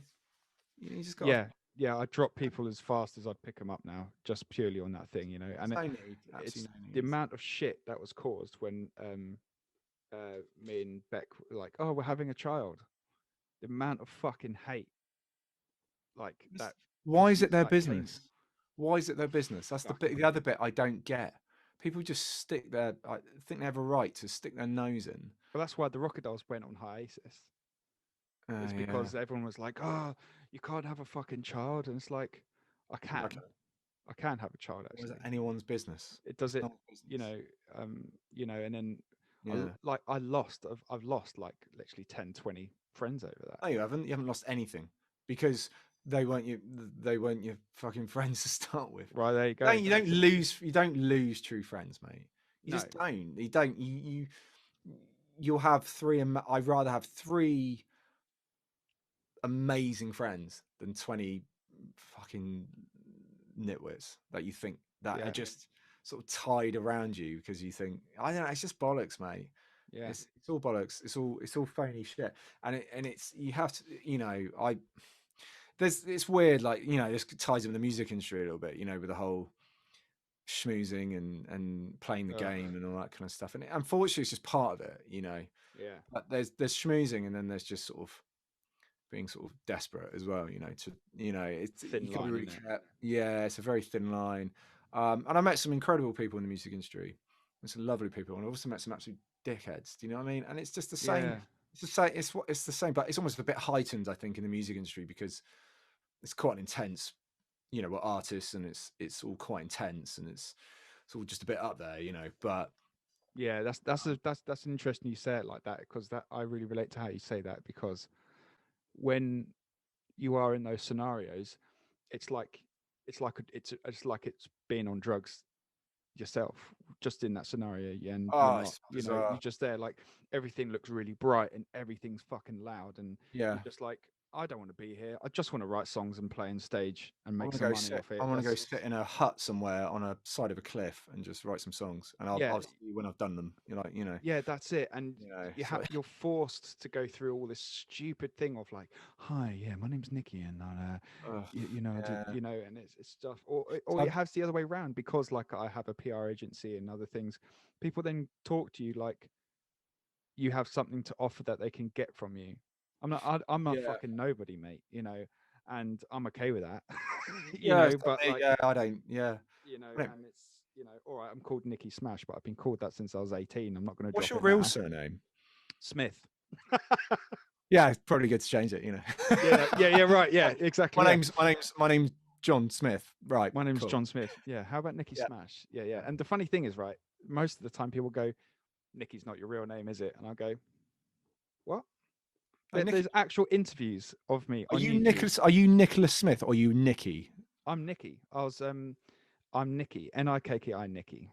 And I am named, influenced after Nicky Lauda, the Formula One racing driver. Cool. But my dad and my mum didn't like Nicky Lauda. They were a James Hunt fan, obviously. So they added another K because he was spelled Niki. Okay, So they liked the name. So to make it kind of not his name, they added another K. So it's Nikki and Nikki. You know. Cool. And it's cool, but it's pretty cool. Yeah, it's great. Well, it's a bit like, it's kind of got that Nicky Six ring to it, hasn't it? It's kind of got... Everyone goes, "Oh, you're a massive Motley Crue fan." And I go, "No, they're all right." And I saw their last London gig. I'm a huge Crue fan. I love Crue. No, I love, my favorite Motley Crue album is the one with Drunk Robbie. That is a banger of a record, and it's the album that doesn't get any credit it deserves, to be honest. You hear that? I've met John Corabi. Have you ever met him? No, I haven't. No. He's cool. He's cool, but he's very John Corabi, you know. But he's and his voice just blows me away. You can't deny on that album, man. You've got to remember as well, that was done on tape. The only I think the only thing the thing that they shouldn't have done is called it Motley Crue. Yes, I don't think it's... That's just my personal opinion, because it's a standout album in its own right. But I understand why they did. It would have been either contractual or Nicky Six being like, yeah, we're still Motley Crue, and you know, blah blah. And they were, you know, it's still the three main guys, you know, it's still the guys. Yeah. The problem is with that band, they are literally one of those rare bands where they are the sum of all parts. So you can't replace them. It's like some bands you can change around, and some bands you can't. It's like Silverchair, can't change any of them. Doesn't matter. No, just can't do it. Weird. It would just be really strange. But like Iron Maiden, you know, have had countless members over the years. It's weird, isn't it, how bands work like that? Like, I got a personal vendetta against Maiden. Iron Maiden. Yeah. Why? I love Maiden. Big Maiden fan. Fucking hate Maiden. I love Adrian Smith. He's a huge guitar hero of mine. I mean, like, as individual musicians, I have utmost respect for them, right? And I really do. But we were on BBC Radio 6 on Bruce Dickinson's radio show once. Oh, wow, okay. And he just fucking slated Ben's dad.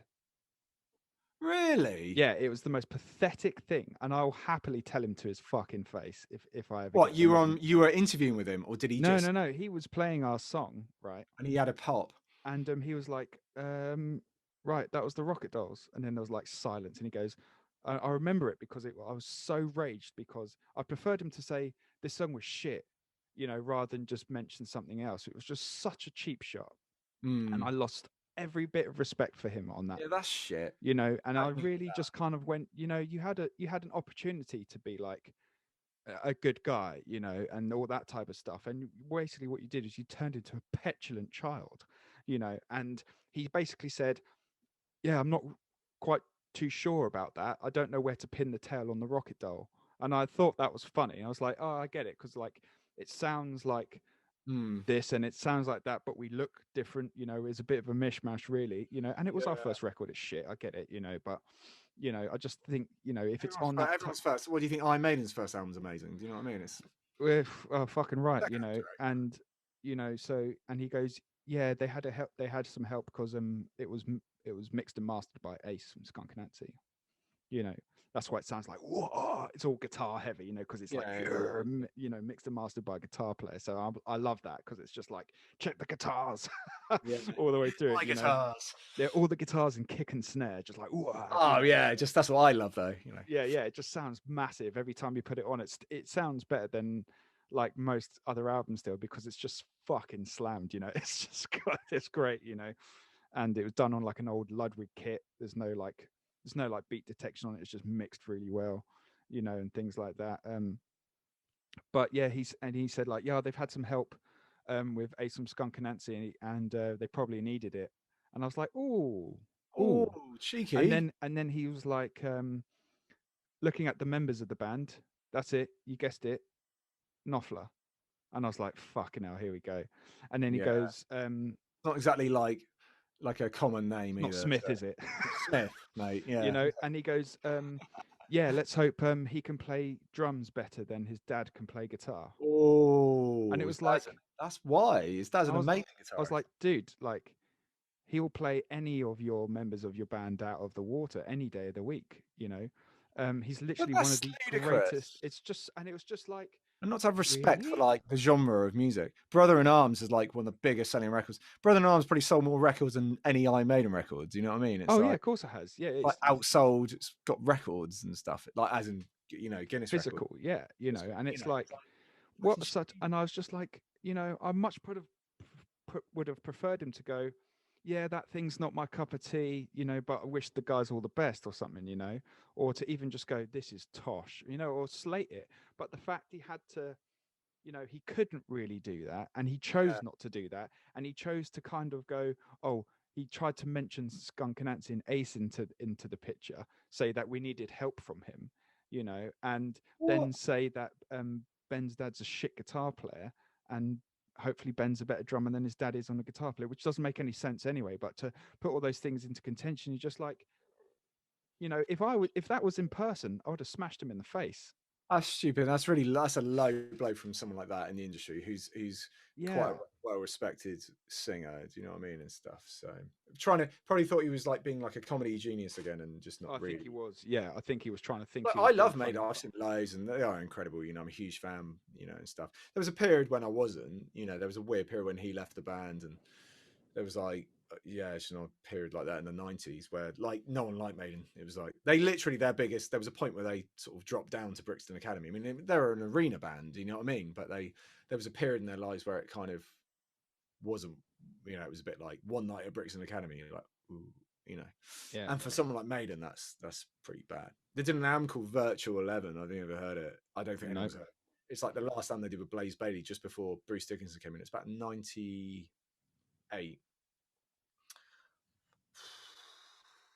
Not a good record, mate. Just a Like howler, is it? it's an album that they should really, but ironically, they still play one song from it live, and it's called The Klansman. And I saw them a couple of years ago at Birmingham NEC with my brother and stuff. It was amazing, like Spitfire and things like that. It was really cool. It's a great show. That's cool.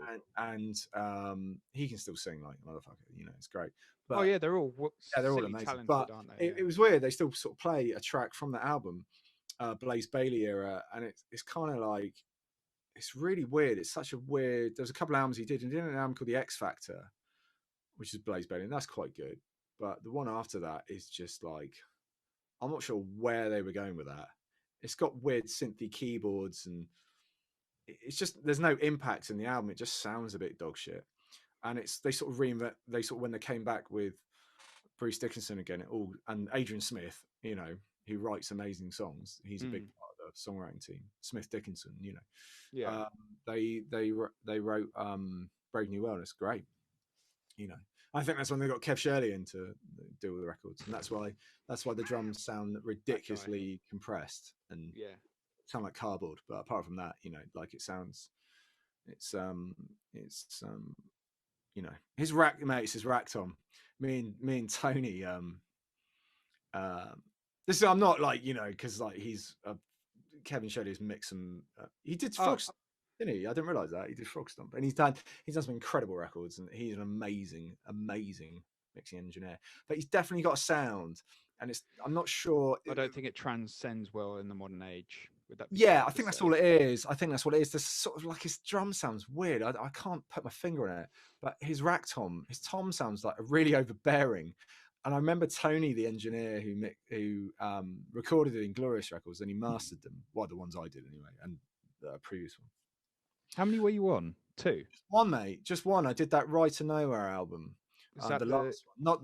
I did the last one. Is it good? No, it's not. It's awful. And I'll tell you why. And I'll be honest. Might as well. We're here. Do you know what I mean? And it's like you know, there was no love for it. There was no love for the like. No one wanted to be there. I think with that band, the best record they did was the one when I sort of rejoined. Right. And it was because the guys were all on kind of fire. They were all on gung ho. They were all just like they just had a little bit of like the first album came out and they did that and it sort of did okay in that genre in that world. And they did some great tours with some great bands. And then they recorded the second album during that tour, so they were all kind of like happy, and Kev Shirley kind of like mixed it, and it just sounds, mate, you listen to it, I do rate it. Like, it's not like, I know I'm not in the band anymore for the reasons that we all know, and you know that why we left and stuff, but I still, it's not like I don't dislike some of those records. Like, I think they're great, you know. Is it the one that this is okay? The 'Cause I blue don't. cover, it's the blue cover. I didn't play on that one, I played on the white cover one. Is it, what's the one? Is that riff you? The No, tell you that is, that's Cole. right. That is Colin's song. And again, like, that goes back to like the songwriting and stuff. Like, he was a huge integral part of that. I don't class myself as a songwriter in any way, shape, or form, because I don't know how to write that type of music. It was the wrong band for me. I knew that from the beginning. I just use it as a bit. It was a great You bust experience. some sick solos on it though. That's not me, mate. After that's Ade. I got a couple of moments, but Ade again. I spoke to him the other day. Like, he's amazing. He's an incredible guitarist. Like, really into Richie Kotzen, and you know that lineup of the bands is great. You know, Which album is it then? Is it Inglorious 2 that you're on? No, 3. This makes me sound like a right twat because I don't know. That's all right. No, it's fine. I don't look. I don't mind. It's fine. Talk about it. It's fine. It's like, I don't give a shit, because it was great. It's not a genre that I like. So I never. No, it's not a genre I like, and that's one of the reasons I'm glad I'm not doing anymore, because you can't be true to yourself. You know, you do it because it's like, you know, it's just great experiences, and you think, oh wow, cool, I get to play this and I get to play that. So I'm not. That's me. Yeah, that one there. But don't listen to it, because it's just, the guitar sounds horrible, and we going back to Kev Shirley mixing it and stuff. Like, we used to get the mixes back, and Tony the engineer used to be like, and it was like, Tony was proper like being like, guys, can you just use someone else? Like, there's plenty of other people there, like, you can get for half the price, that are like more hungrier, like younger and hungrier. Yeah, right. There's something to be said about that. And it just, yeah, I don't know. I just don't feel that record. It's just, but that's for a lot of reasons. You know, we didn't want to be there. We the songs weren't really finished, as far as I'm concerned. They needed time to just, you know. But then, you know, I guess there's record company delivery times. You know, it's the first time I've ever been in a situation where it was like, we need an album on this date. And when someone gives you a date and a deadline, but you haven't written a thing, and you've got to start from scratch, that's frightening. That's weird. How the fuck do you get around that, man? Because I've obviously, I mean, hey, you just got to go, like, you better start writing then, and that's why the best writers succeed, I guess. You know, because they can just pull out the box like that. They're like, yeah. My friend George is like that. It's yeah. Some people just like, you know, me. I'm just like, I sit on shit for years and let it fester, and but eventually you'll get an album out of me. Like, you know, with Just a Ride. Like, I would say Just a Ride will be the accumulation of the last 5 years. Yeah, because I started that band before I joined Inglorious. Do you know what I mean? Yeah. It's all, you know, it's a bit of a, here we go for me. You know, Inglorious to me is just like a. It was a moment. It's weird. Like, I don't see it as a big deal, because it was a couple of years out of my life. You know, and I'm 38. Do you know what I mean? So I see it as great experiences, and what you do, you take away from it what you want to do, but more importantly, what you don't want from it. I think that's the key with stuff like that, because some people would be like, what'd you leave that band for? It's amazing. I was like, hey, you know, do you really want me to go into the details? Do you know what I mean? About stuff. And I don't need to go into the details, because I think everyone knows, but yeah, of course. Yeah. It's, you know, and it's great. He's got his new lineup. I'm pretty sure, like, it probably sounds good, the new record. I've heard bits of it and it sounds great. Like, it's, so what? Like, he's probably got a lineup now that is really happy to be there. You know, give it a few years, and you know, but at this moment in time, it's I'm sure they're all flying on all cylinders, because it's their first kind of opportunity and their first type of you know, thing to do it, and they're great musicians. You know, I'm sure they are. I don't know much about them. The only one I know is Danny, the guitarist. He's phenomenal, and he's a little kid. You know, he's 21 years old, and I was he's about going to to. say, I was this is kind of funny actually. It's like I was in 2019, I was on the road a hell of a lot. I was doing a lot of tour managing and a lot of teching and stuff like that. While we're finishing up, you know, getting the mixes back for our record Yeah, and stuff. yeah, You know, and I'm a bit of a road dog, as you know, so yeah, I was absolutely. happy to be out there, Happy on the road, yeah. happy on the road, you know. And I was with the Amorettes and Tequila Mockingbird when they were doing that thing around that time, so it was really cool to be out on the road. But Jill, is it Jill? Yeah. She can Yeah, play, she's man. nice. She can Nice really. girl, And yeah. Laurie, she's a great. They were all really good players, actually. Um, and yeah, they played Stone Deaf or Stone Dead. I can't remember which way around the festival's named now because of whatever reason. And Chris Zombie, that guy's amazing. Um, yeah, so I was doing all that stuff, and they were playing like a couple of slots after the whatever Tequila or Amaretts, whichever round it was at the time. And when he arrived, I was walking out of like the artist bit, and he had his glasses on inside. And he actually, there was these two women like clutching bags like holdalls, right? Like you know, like a holdall if you're going to go to like fucking America for a week or some It's shit, right? like, Like yeah. proper like suitcases, yeah. Did he have his With bodyguard? well, I don't. Well, I don't know because there was this guy kind of slightly Never behind him, understand but that. there's these two women carrying all these bags, and he went, "Yeah, if you could just keep up with me, that'd be great." And that's how that was. That's when I didn't meet him, but he went past me and he went, "If you could just keep up with me, that would be I great." mean, just that alone says it all to me, you Yeah. know. I remember And laughing as he walked like, past. I was just like, like that, just yeah. laughing because I was like, Well, that's the ridiculous, problem. you know. That's the problem. People just laugh, and it's a shame, really, because you know he's an amazing singer. He is, yeah. You know? There's some of the other staff members from the festival, like the people work that actually looked at me and were just like, you know, like bug-eyed at me, just Yeah, going, that's what. "Did That's that what. just happen? I Did we spent. just see that?" Spent those 2 years with people looking at us going like that, you know, and that's the problem, you know, with that kind of stuff. Like, to me, it's just funny the whole thing because Yeah, it's just a band. Like everyone, right, you know, exactly. it's only music. You know, people get so wrapped up in Fame.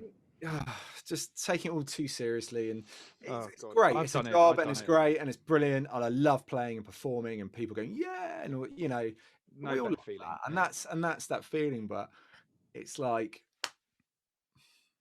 that side of it is ludicrous to me. And when someone's not really like if you're Prince and you act a bit like that, you kind of go, or Michael Jackson or someone like that, you kind of go like, well, yeah, okay, like they're like they're like really untouchable, aren't they? famous and successful and all this kind of stuff. But when you just when you still like I don't want to say too because I don't want it to come across like you know like wankerish or anything, but it's like when you basically just still live at home and you know it's with you, he still lives at home with his mum and dad, so I don't really understand. Like I'm not knocking, like he is incredibly driven and incredibly focused, all right, and it's intoxicating, that kind of stuff. It's like you want people like that, you need people like that. Yeah, Shit doesn't get done otherwise, you know. People like him are incredibly driven, incredibly motivated, incredibly focused, and know exactly what they want and how they want to do it. And part of me admires that, you know. Part of me, I admire that side of him, and I said that yeah, to the management at the time. I think you know, but it was the other shit I couldn't deal with, the bullying and the nastiness to people, and well, it will that override that everything. type. Yeah, Overrides all of it, doesn't it? Yeah. it overrides everything for me, and I'm just like, well, you don't need to be like that. You know, you just don't need to be like that in any way, shape, or form. You It's not don't pleasant. ever It's not. need to be like that. Well, yeah, and unfortunately, you know, that video and stuff like that. It's like when he did that, I was like, there you go. Well, I've never, I've never really spoken like properly, like, and all this kind of stuff. But it's like, because I don't need to go on the internet and go, I it's know, funny. because people are It's, desperate for your opinion on it, and I yeah, appreciate you and it, talking about it on this. and But it's like, and I'm neither here nor there with it. I don't lose sleep over it, yeah, but I'm glad I was part of it for a little bit. yeah, It was great fun. It takes your game to another level because everyone in the band is incredibly talented, incredible musicians, like Phil and Cole and Ado. I mean, just regardless of if it was called something else, like, a band, just a lineup of that caliber is just unstoppable. It's just like, yeah. wow, you feel so confident when you get on a stage with that type of lineup, as I've done musicians. sessions like that. It's an Yeah, empowering thing. It makes you play better because you feel a bit you more got to up safe. your game. You just got to up your game. Yeah, It makes everyone up their game, and the same with his voice, Nate's voice and stuff. It's like, it's so good. Like, he's just unreal. It's an amazing voice, but it, it's like, that moment on stage is amazing. It's just all the other. It's the people have no idea what it's like being in a band. Like, it's shit most of the time. you know, 90% of being in a band is bullshit. It's it's yeah, absolutely shit. it's interesting, definitely, and I love it. I love being band. That's what I'm excited about, like, Yeah, my projects and stuff. And the guys are great, and I think with my project, with my band and stuff, it's really the true thing I want to do. It's the truth, and you can tell that. it's going to be the only honest thing I will ever do. I think, this is me, like, being as open and honest as possible. I've done so many bands over the years. You're right. Whole Oh place my went down. fucking Did that record or not? yes! It's now saying converting meeting recording now. As Oh, I that's accept good. it. That's okay. Maybe, Wait, maybe it's like an automatic thing. I can't remember where we got to. Just talking about our records, weren't we, and stuff like that. Sort of saying about, like, the passion behind, the thing that yeah, you want to do, and it's really important to do the thing that you truly like to do. It's unless you're a session player, and then again that goes back to what I do, as well, because you got to pay the bills at the same time. So, yeah, and you people know, forget that well, yeah, and I think the it's the commodity thing that that is music now. the thing that gets, I find, with all the sort of planet rock bands and stuff like that gets kind of, I it's thrown out like, oh, you're some made millionaire. I mean, actually, going back to Inglorious again, I meant people, fans would just think you're some made rock star, like, and you're not. Yeah. You just got to treat it like, I need to work, I need to make income, and like, we were getting paid and stuff a little bit for the live shows, but only for that, and Yeah. it's people just have no idea, like, how much it costs to run a band, first and foremost.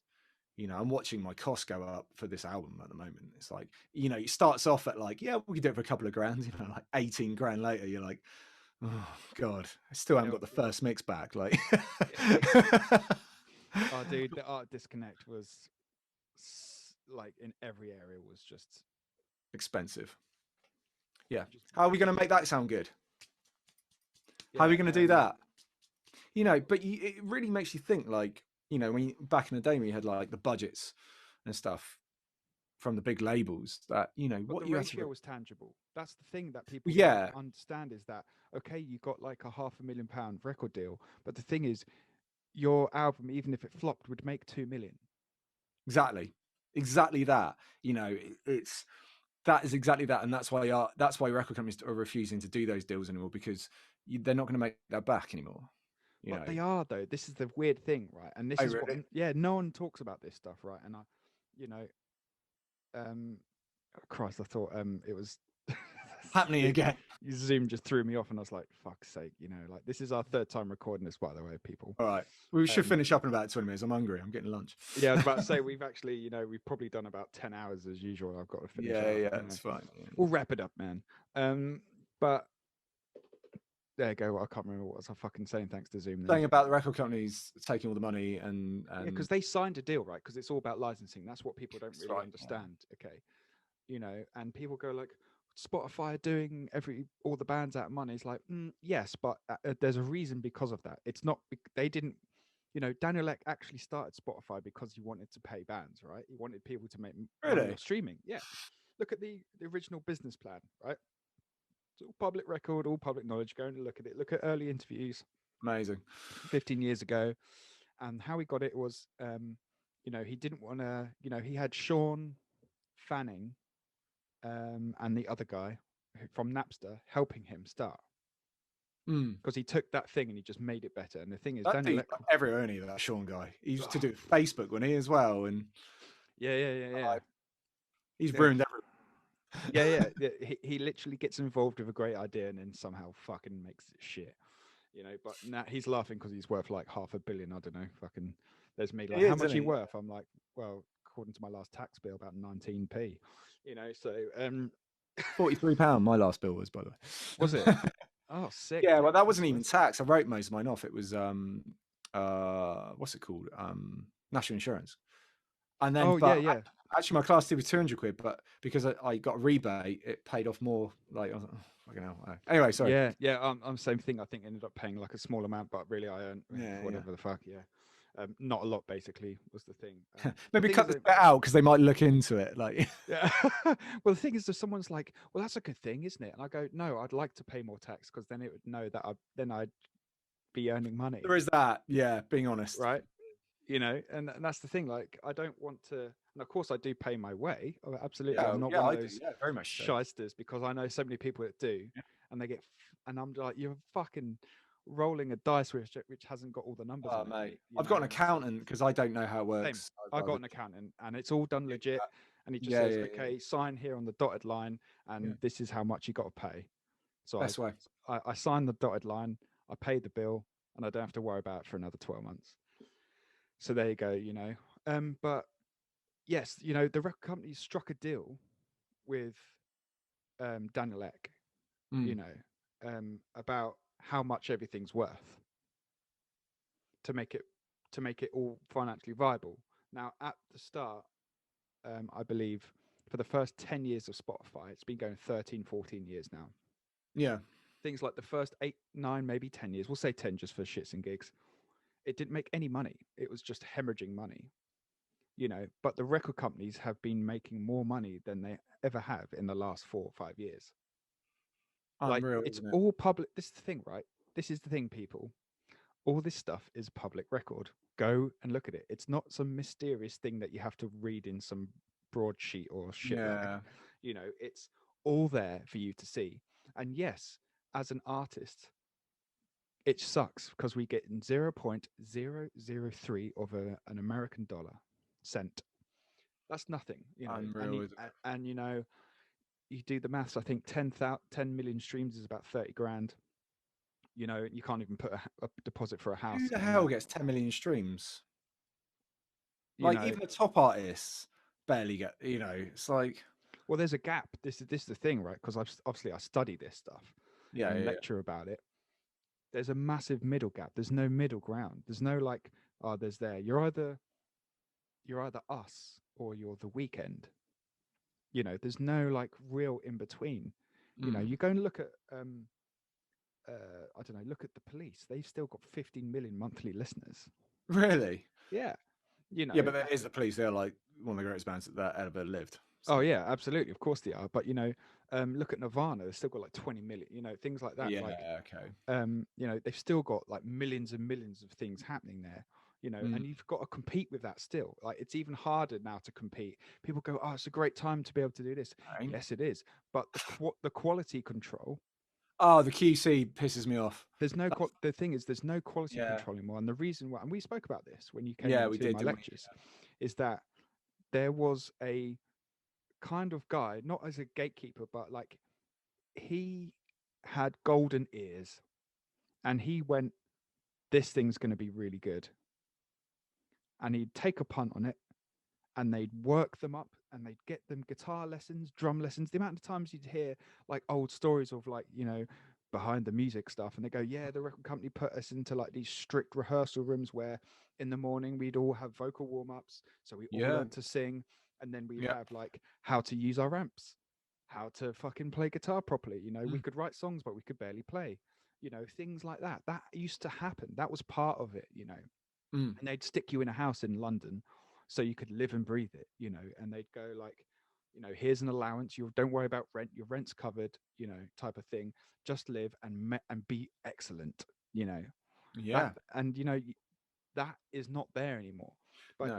if you were to pay an artist 1 cent per stream, your Spotify payment per month is going to be about $30 a month. That goes up 3 times its value.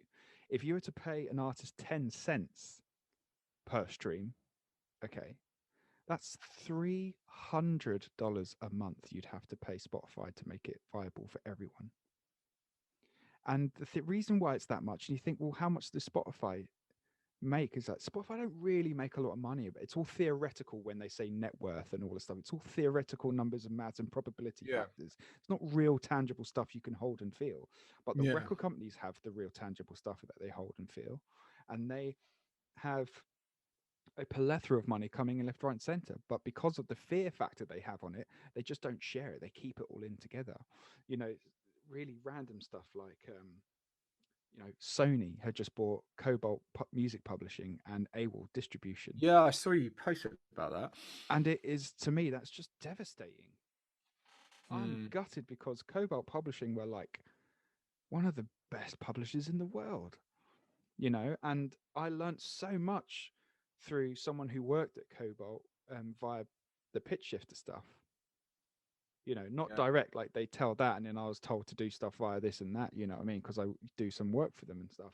And I learned the knowledge that I learned from them just accelerated me like this, and to be able to do this and do that.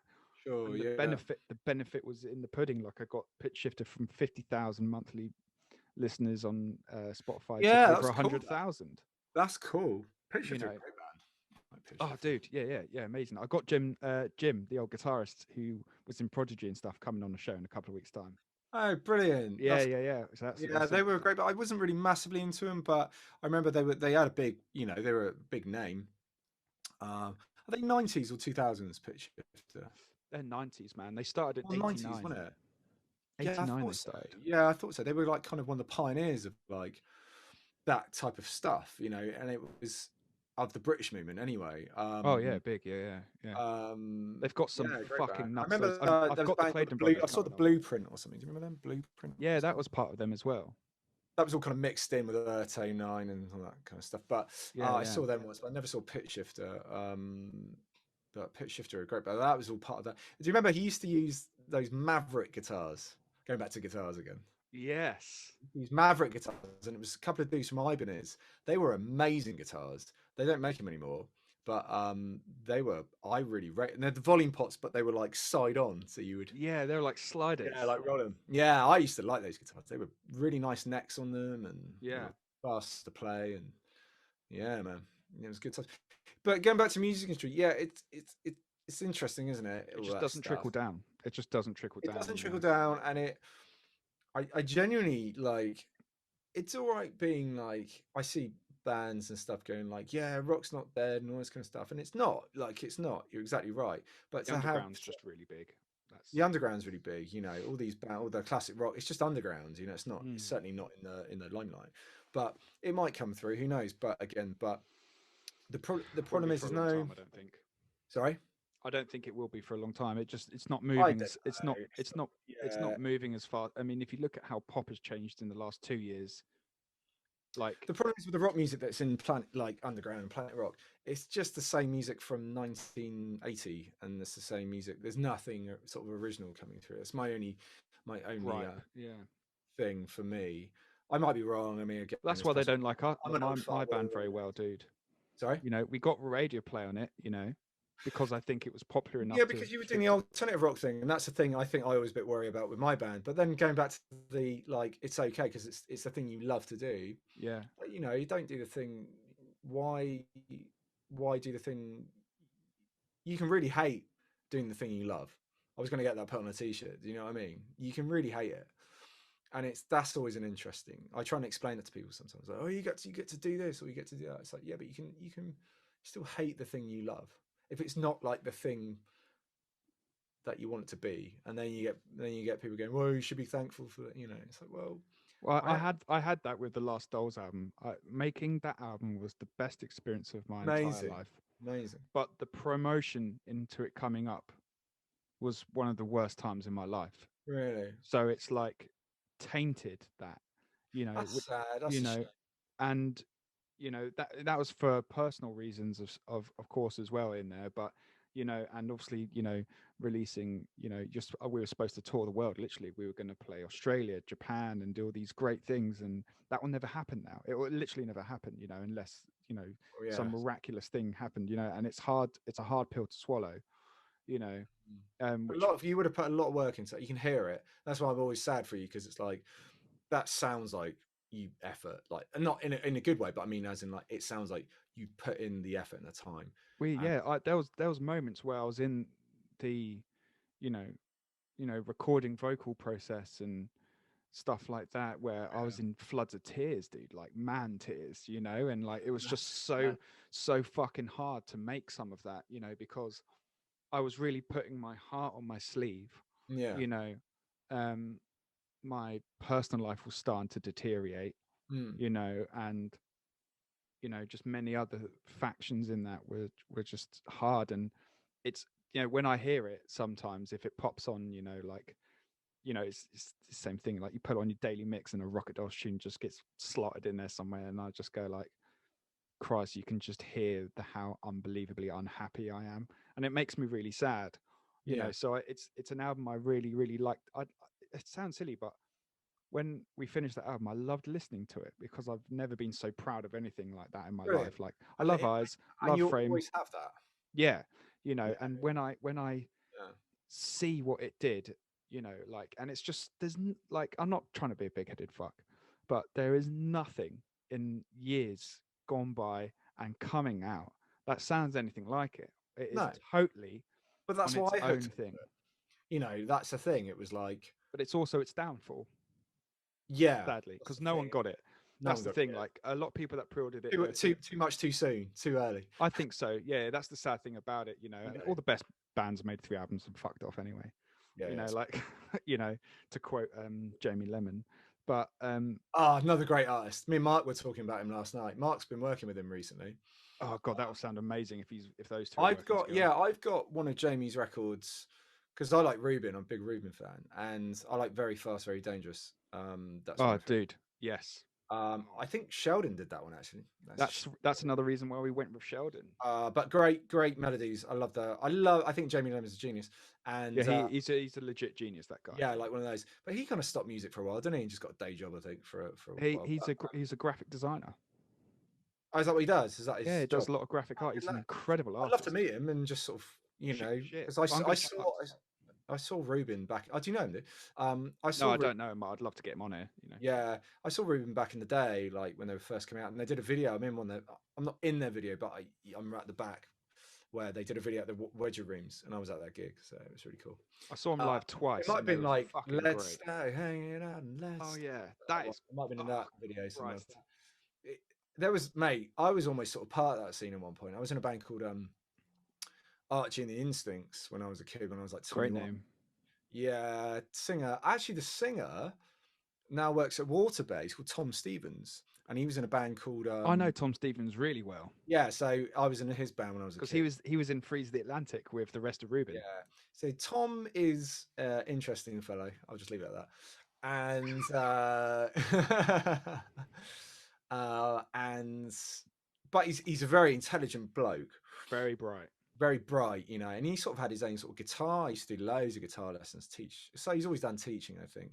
But he sort of ended up at Waterbear, like one of the business dudes there. But apparently, when I haven't been able to find him for years, I wonder what happened to him. But the band, it was like a trio, but it was again not really my music. It was a bit emo for me. Right. Yeah. Bit emo core stuff. But they had one of their tracks mixed by Larry from, it sounded awful, but 100 Reasons. But it was all around that time, and it's in Farnborough. There was like a little place. It was all the Farnborough a lot, like not like North Camp and up there, not far from me, about an hour away. And it's like there was a whole scene. It was like there was a management company called Gravity DIP, which we're part of, and it had like bands like oh Christ, what are the names? I don't know if Vex Red were part of it all, but used to be a really cool recording studio up there. And there used to be a band called what's the guitarist called? I can't remember his name now. I can't remember. There was just loads of bands, like proper emo bands. Right. And we used to tour around and do all sorts, and we played like XFM Live and stuff like that. We had a good time. They did really well watching the Instincts, but there was definitely sort of a scene. And I remember meeting like Ruben's manager. I think his name was Barney. I can't remember, it was years ago, but they were great. I always thought they were the one that stood out for me. There was a place. Do you remember a place in Kingston called the Kingston Peel? Yes, I played there with. I played there a few times. My God, it's not there anymore, is it? Or it's not a venue anymore? I don't know. Or no. But that was the place. Like that was like where bands. That was like where you cut your teeth. That was like the venue.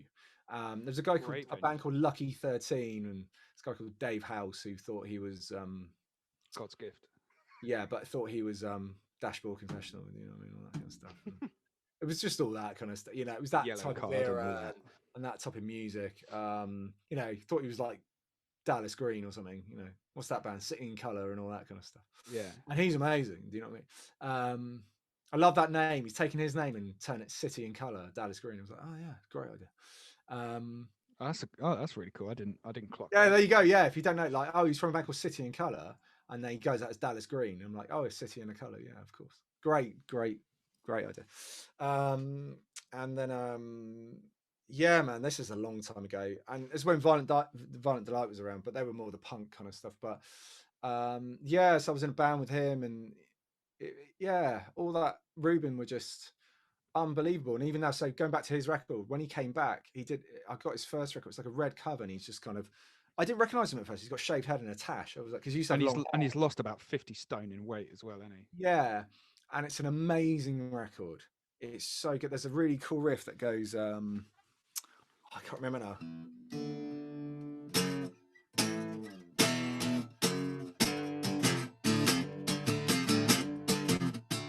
Or something like that. It's like, and it's like, but his melodies are great. Like, I love his voice. Sort of reminded me of Tom Gleeson a little bit. Kind of had that kind of stuff to his voice, you know. Yeah, it's not singing; it's kind of talking, but like a bit shouty and a bit. I know what you mean. It's you know what I mean? Like a rock version of crooning. Yeah, it's a bit like that. But that album, that Ruben album, I think it was a shame they didn't. You know, it just goes back to, you know, it just is what it is, isn't it? You know, like there was a great interview with him, and he was saying there's so many people that go, come back, and he was like, we're never going to come back because it will spoil it. And I actually agree with him. I think if they came back, you know, as much as you'd want that nostalgia, I think sometimes it's left as this delicate piece that was, you know, if you never saw it, then tough shit type of thing, you know. And he said, you know, the amount of people that come up to him and ask him about it, he goes, well, where were you the first time?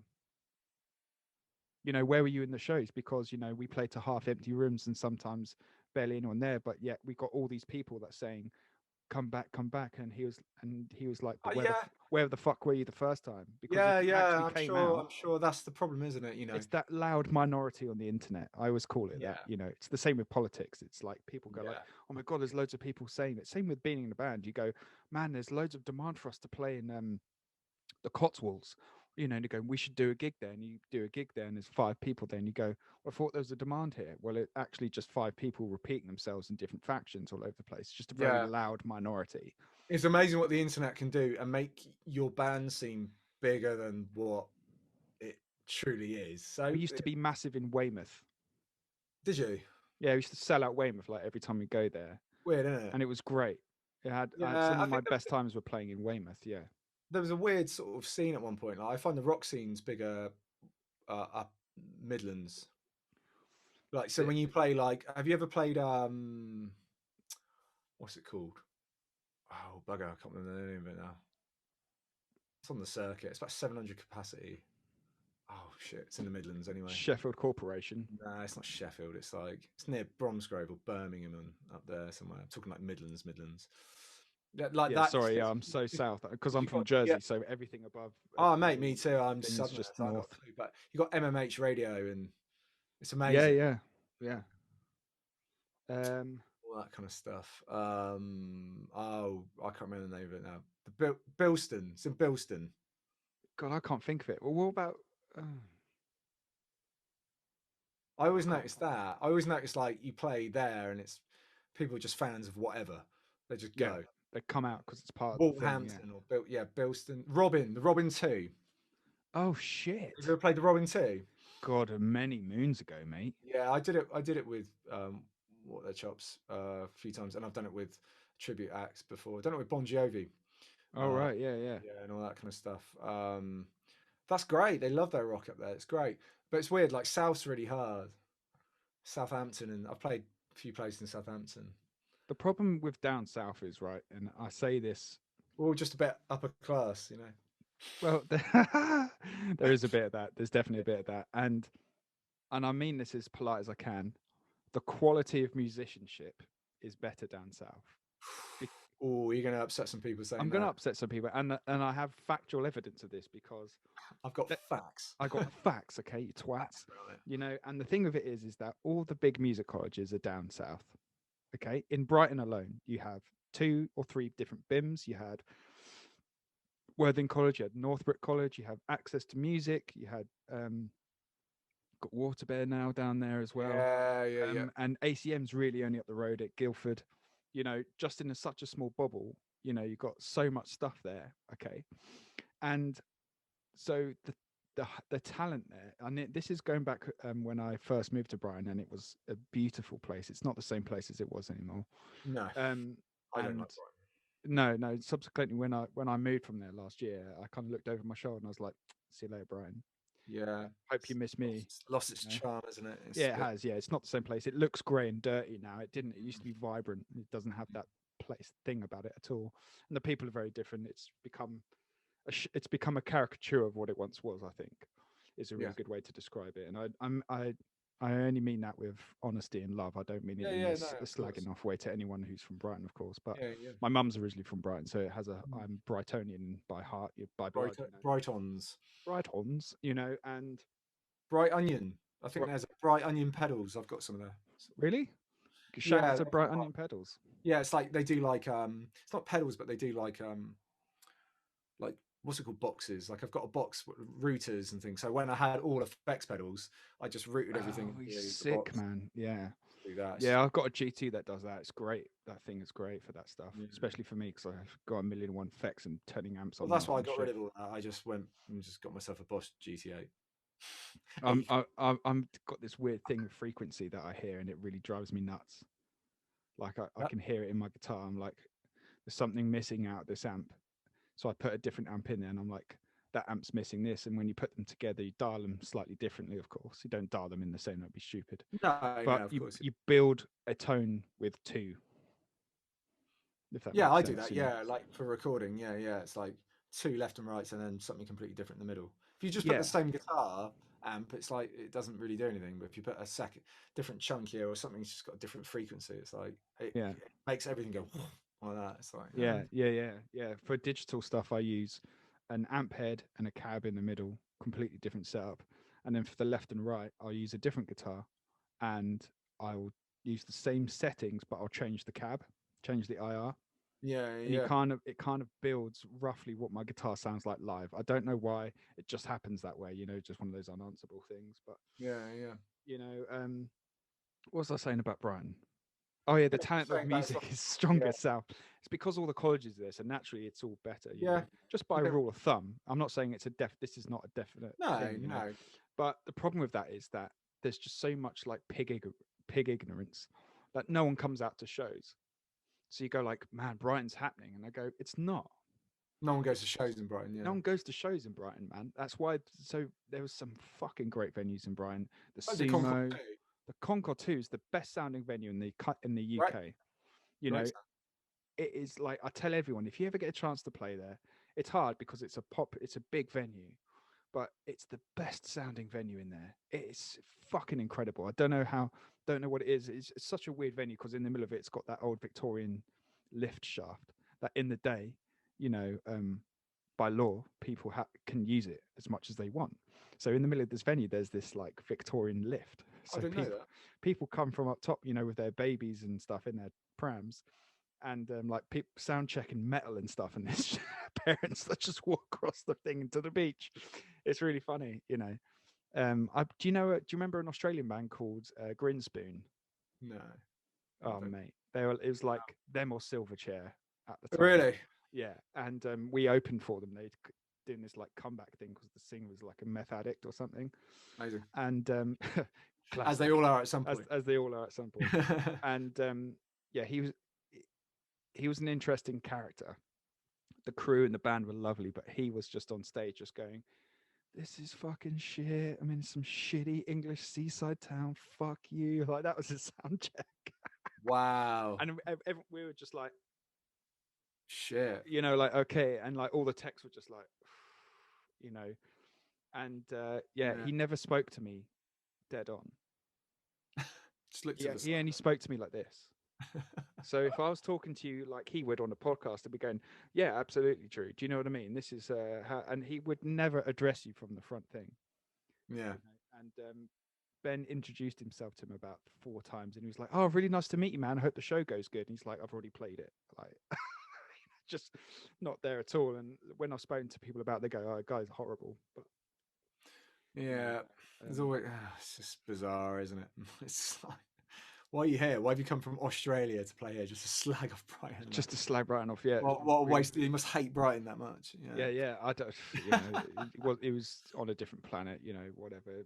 They're just fun rock and roll stories. But I suppose we probably better wrap it up soon, dude. But let's finish. Yeah, I need to get some lunch. I'm starting to like fade, and I haven't eaten breakfast yet. I'm like, sorry, dude. I know. Right. Well, we do this like almost every day anyway. We should talk about Just a Ride. Let's finish Just a Ride. Yeah, well, we sort of spoke a bit about it, didn't we? Like the album and stuff like that. I mean, we're so close on.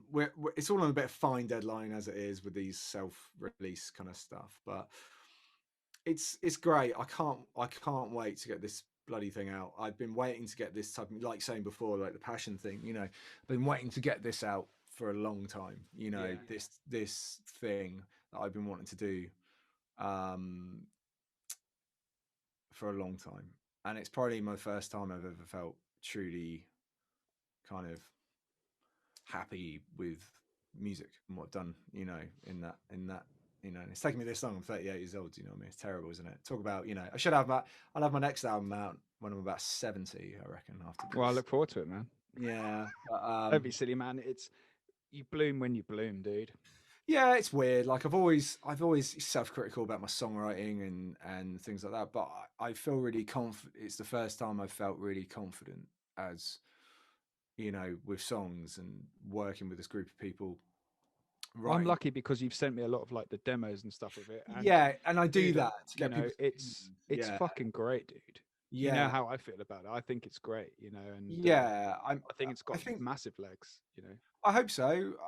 Like all these things, anything I do, you want people to like it. That's why you do it. You want people to go, "Oh, well, that's great," or whatever it is. I think especially now the Dolls are on hiatus as well. There's like a kind of grunge or alternative pocket.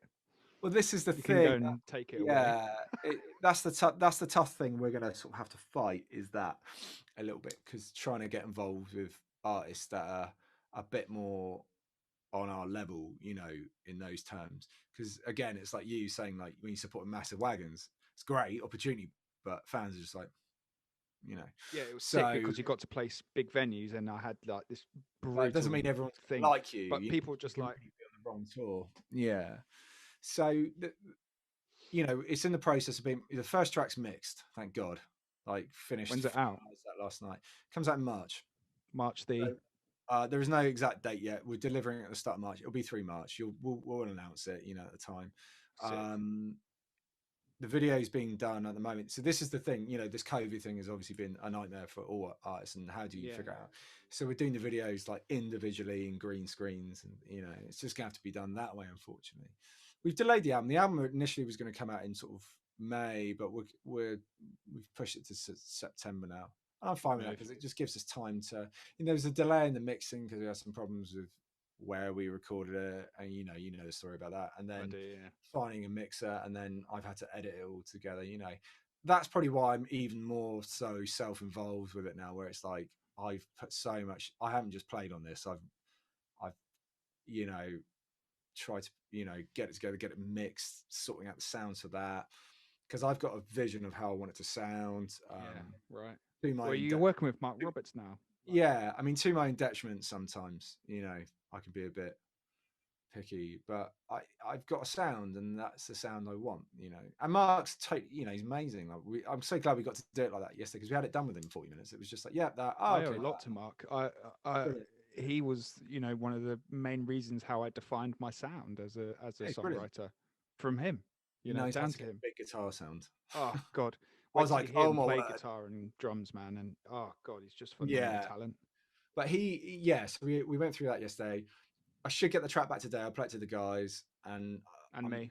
We're not doing any more revisions now. That's it. I'm like, that's it. It's over, done.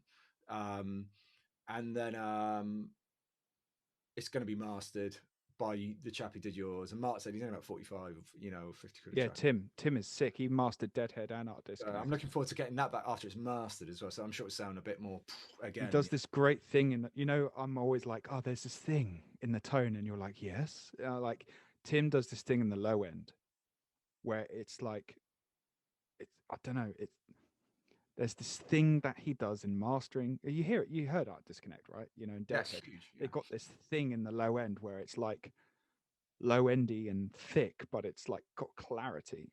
That's what you want. That's what mastering is. And he'll put another compressor over it and just squish the fuck out of it. I'm sure, and slam it to the wall. So I'm sure all the best people do. But yeah, he's beautiful in the low end. He's amazing. Mate, it's a dark art mastering. I think he mixed that Reef DVD. Do you remember Reef's DVD live at Bristol? Yeah, I think he mixed and mastered that. Reef, another great band. Okay, we can't talk about Reef because that's can't. Just a ride. Sorry. So yeah, got the album cover, everything sorted like that. We were talking about single covers the other day, going like, probably don't need one. No one really does them anymore. So we'll just, because what will happen is we'll put the singles up, but we'll probably, when the album's up, we'll take off the singles, and then you've got the album then anyway. So don't do that. It affects your streaming. Keep them all there. Oh, really? Okay, thank you. Fair enough. I'll tell you how to sort that out. Okay, later. There's a trick together. So it's all going to be. We might not do a CD straight away, but we'll definitely do a digital release first, and then crowdfund for a limited I edition. think what we might do is just pre-sell the CDs first, and then because that will pay for the cost of the CDs. We want to do a vinyl. I don't know how many. It will be super limited because it costs a fortune to make vinyl. I'll help you out with that. It's going to be. Oh, cheers, dude. But there's we're doing a different color for the album. So the album cover's yellow. It's quite bright. I won't tell you what it is, but it's quite bright and yellow. But we'll do a red version for just the vinyl. Sick. So that'd be really cool. And I like the brightness of it. That's we haven't done something that's too dark and dreary. Same. That's doing a bit LSD. It's a bit trippy. Yeah, totally. Yeah. Because it stands out. Yeah. Which is really cool. Tim also masters for vinyl as well, by the way. Oh, brilliant. Well, he can do that. He's going to have to do the whole record if he does this one track, so you might as well keep him for the whole thing. He's great. He's great. Yeah, you'll hear it and you'll go. Mark recommended him. I said to Marcus, "Did you master?" And he said, "No, I'll recommend someone, blah blah." So we'll get that back today, and the video's been shot at the moment, bits and bobs. Shooting my bits, 26th of February. It will get given to the PR guy, and it should be out end of March. As a first, like, bam, here we go. 2 more singles after that. Album out in September. Boom, home free. Sick, man. There's a plan. There's an actual plan. That's an actual plan. I can see that, and it's tangible. Our PR guy's amazing. John Lewis Jones, great guy. Really believes in the band. He's just blown away by it, and he's really like, he goes, I can't wait for people. There's people you're going to absolutely. I'm like, you sure? Dude, I said that. do you like my riffs? Are they okay? Like, are you fucking serious, mate? A bit tame about everything, mate. Yeah, because it's like, I don't want people to be like, I don't know. You're gonna get some people going, yeah, it's great. You're getting Glorious fans going, it doesn't sound like Inglorious. Oh, it doesn't, because it won't, because I don't write that type of music, and that's, to me, that's not the music I want to write. I used to get abuse of Dire Straits fans saying, you don't write Dire Straits. Well, your dad, they said you don't deserve to be in a band with Ben. And wow. I got one guy years ago. He sent me a message from like Argentina. Just to say that to someone. Why would you say that to someone? He said, "I'm going to kill your family if you play a Red Strat again." I was like, "What?" Why would you go up to someone and go like, "You're a cock"? If you ever do that, like say something A, completely out of order, and 2, totally unreasonable. The people like that should be in a mental home. He literally Like, said, and I blocked him. I blocked him, and then he like, sent me another message from a different profile saying, "You can't get rid of me that easily." And I was mate, like, that just sounds like some mad obsessive. and he was just like, "If you play your red strat again, I'll kill you and your family." I was like, "Fuck." Yeah, I would have taken that to the police and gone bye bye. I was a bit kind of like, It's frightening, mate. It's frightening. that's a bit weird. It's not right. Jesus Christ. It's like And I what can't do much about it because I was bought a red and white Strat when I was a kid, when I was 10, and it's like my oldest do you want guitar. me to do? Play money for nothing? Well, yeah, they wanted to. They used to get annoyed at Ben for playing and being on the drums. Yeah. That's bizarre. Like people so obsessed with Mark Knopfler. Like, Yeah, honestly, you should see. But even then, even now, Ben sends me messages going, check what this guy's just sent me. Does that, and I'm like, wow. Are you guys good now? You're all right. Yeah, we're good, man. We're good. Yeah. We are good. We, you know, we chatted over it just before Christmas, and Good. we're all good. You know, me and Ben have been through more stuff than most people are in a relationship. You can't just throw away friendships like that. They just, No, I haven't spoken to Joe. I've left the door open. I was like, it's up to you if you're going to talk to me, bro. But there's things that I regret saying and doing, and there's lots of things that Ben regrets saying and doing, and it, he said, like, we're more than just friends, we're family. And I said, we are, and I said, I don't want to stop the band. And he was like, I don't want to stop the band either. And I was like, shall we just carry on the band? He went, yeah, let's just carry on the band. So I was like, are you going to carry on? We are going to carry on, yeah, but just taking some time off. And I've got this breather, and then you can just reassess and go, do you want to, actually tour a disconnect and do it properly, and then do that, and then I think that's what we will do. I think we'll come back in a year or two because also as well, I've got this passion project I'm doing. Yeah, no one can do anything, and it's like, and when you go on tour, you're taking me out on tour with you, and that's what we're doing. Yeah, well, actually, that's the funny thing is because we're going to take Billy out with Diva. Oh, they finished. I don't know if they're going anymore. I don't. Oh, really? I don't think he's got a band left. I spoke to him. I started him because he's joined another band called Vega, or something, and he was saying, I said, "You're not doing Diva anymore." He said, "Well," he said, like, Phil's. I think someone's having a kid, and such as going to uni, and such as, and it's just all bit kind of like, it's not like it's broken up. He just, because it is his thing. I just think it's just a bit kind of like, he doesn't know what to do with it, and that's a shame because that was a great record. I gave it to him. He did that. That was on him being sacked from a certain band, and I gave it to him for doing that. Actually, there was he got a lot of stick for that by a certain someone, and because it was all about his singing and shit, wasn't it? That mate he was talking about. It's like, Billy's a great singer. He's a fucking great guitar player and songwriter. You don't need to be a great singer. You just got great melodies and have personality and just write great songs. Like, it's like, what do you think Dave Grohl's like the best singer on earth? No, but his music is just wider millions of people going to see him. It's like, the thing is though, it's like, it comes down to this, and we said this when I had you in at my students. It's like, is it good? Yes or no?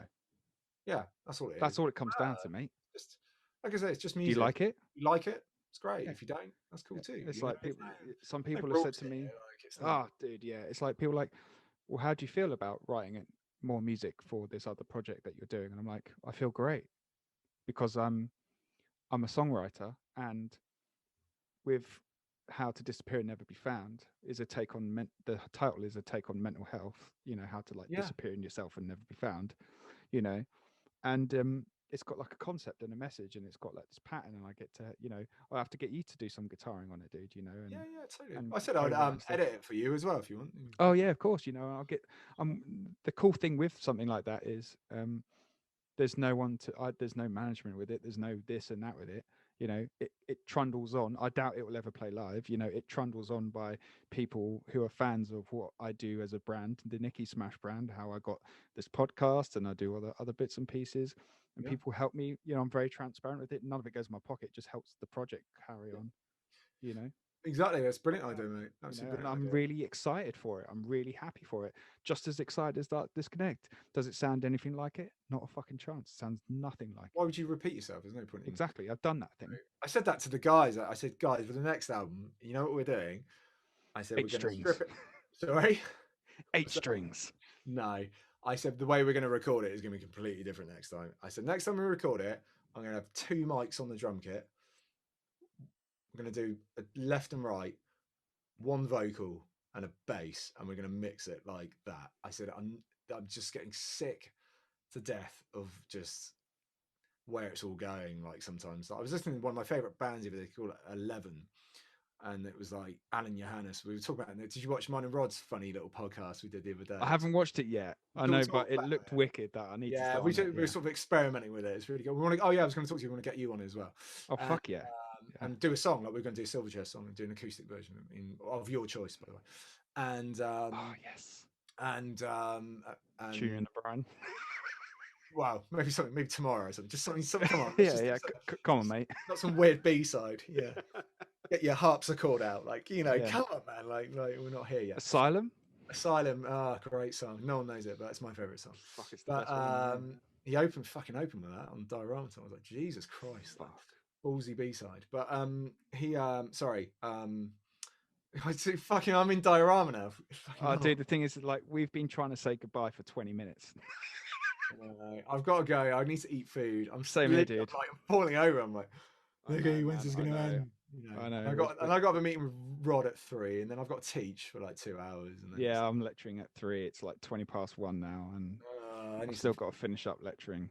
I've still got to finish prepping, mate. Right, come on, let's end it now. So let's finish. Okay, so basically, we've had a power surge. We've had internet disruptions. Yeah. Nothing has stopped us. Nothing has stopped us. I just pray that it's all properly recorded. If not, it's just going to be. Oh my god! It's going to be a really weird 45-minute podcast. MC podcast. So Drew, where can people find you on socials? So my socials, my personal socials are Drew Lowe Music, right? At Drew Lowe Music, which is the same on Facebook, I think. Yeah, it should be. I hope so. And I don't use Twitter, so sorry I'm not on that, but God forbid. No one uses Twitter. No one's what is this? 2003? Yeah, come on, mate. And Just a Ride. Where can we find Just a Ride? Yeah, everything's. I think there was a split on those ones, but it's just. Oh my God, one sec. This is terrible. Sorry, I'm just gonna. I think it's on the Just a Ride page because I stole that from chairpage. Yeah. Oh yes, Chair Page. And it had the worst Flash Player intro in the door. Flash page, like 7 hours later. Does it work? Like, yeah, and it just crashed your computer just because or it might be under Rod might have changed it. That was all to keep it all in coherent. My new one's a mess. It's like how to disappear and never be found. And Just a Ride Band. Just a Ride Band. There you go. So Just a Ride Band. You've got a single coming out in a month. Nice. First single from it's not the first single from a debut record because we had I Want to Know that came out last year, but we've sort of that has just got legs, man. That thing just keeps going, that song. So it's a fucking great song. Fucking great, and we've sort of released some little acoustic things and bits and bobs, just anything to keep the social media presence going, Oh yeah. And then it's just a nightmare. Rod's really good at that, and then that's why we're doing the podcasting. But the first track from the new record is going to be called Razor. Sick. Do we know what the album's called? Can you tell us what the album's called? Self-titled. Oh, I like that. There's a lot of pressure on that. Yeah, just because we were like going to use the name from the band, track from the record, but I'm just like, I don't know. Let's just go self-titled because we were umming and ahhing, and it's taking ages to get the album covers. I'm just like, you know what? Here we are. Bang. Let's go with that. So I like that. Well, that's fine. Go with self-titled. Number 1. As it were, number 1, yeah. First one. It might be like Zeppelin stuff, but it might be my only one.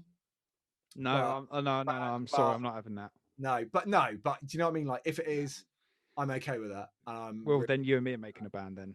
Yeah, exactly. But you should write every album like it should last.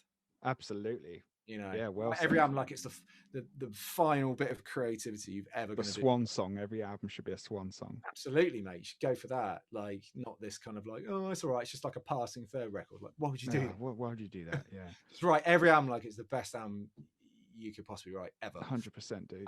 And it's the best. It's the best that I can be at the moment. Does that make sense? Brilliant. Yeah, that's beautiful. What I can convey, and how I want music to be for me, and hopefully other people will be like, yeah, I get it.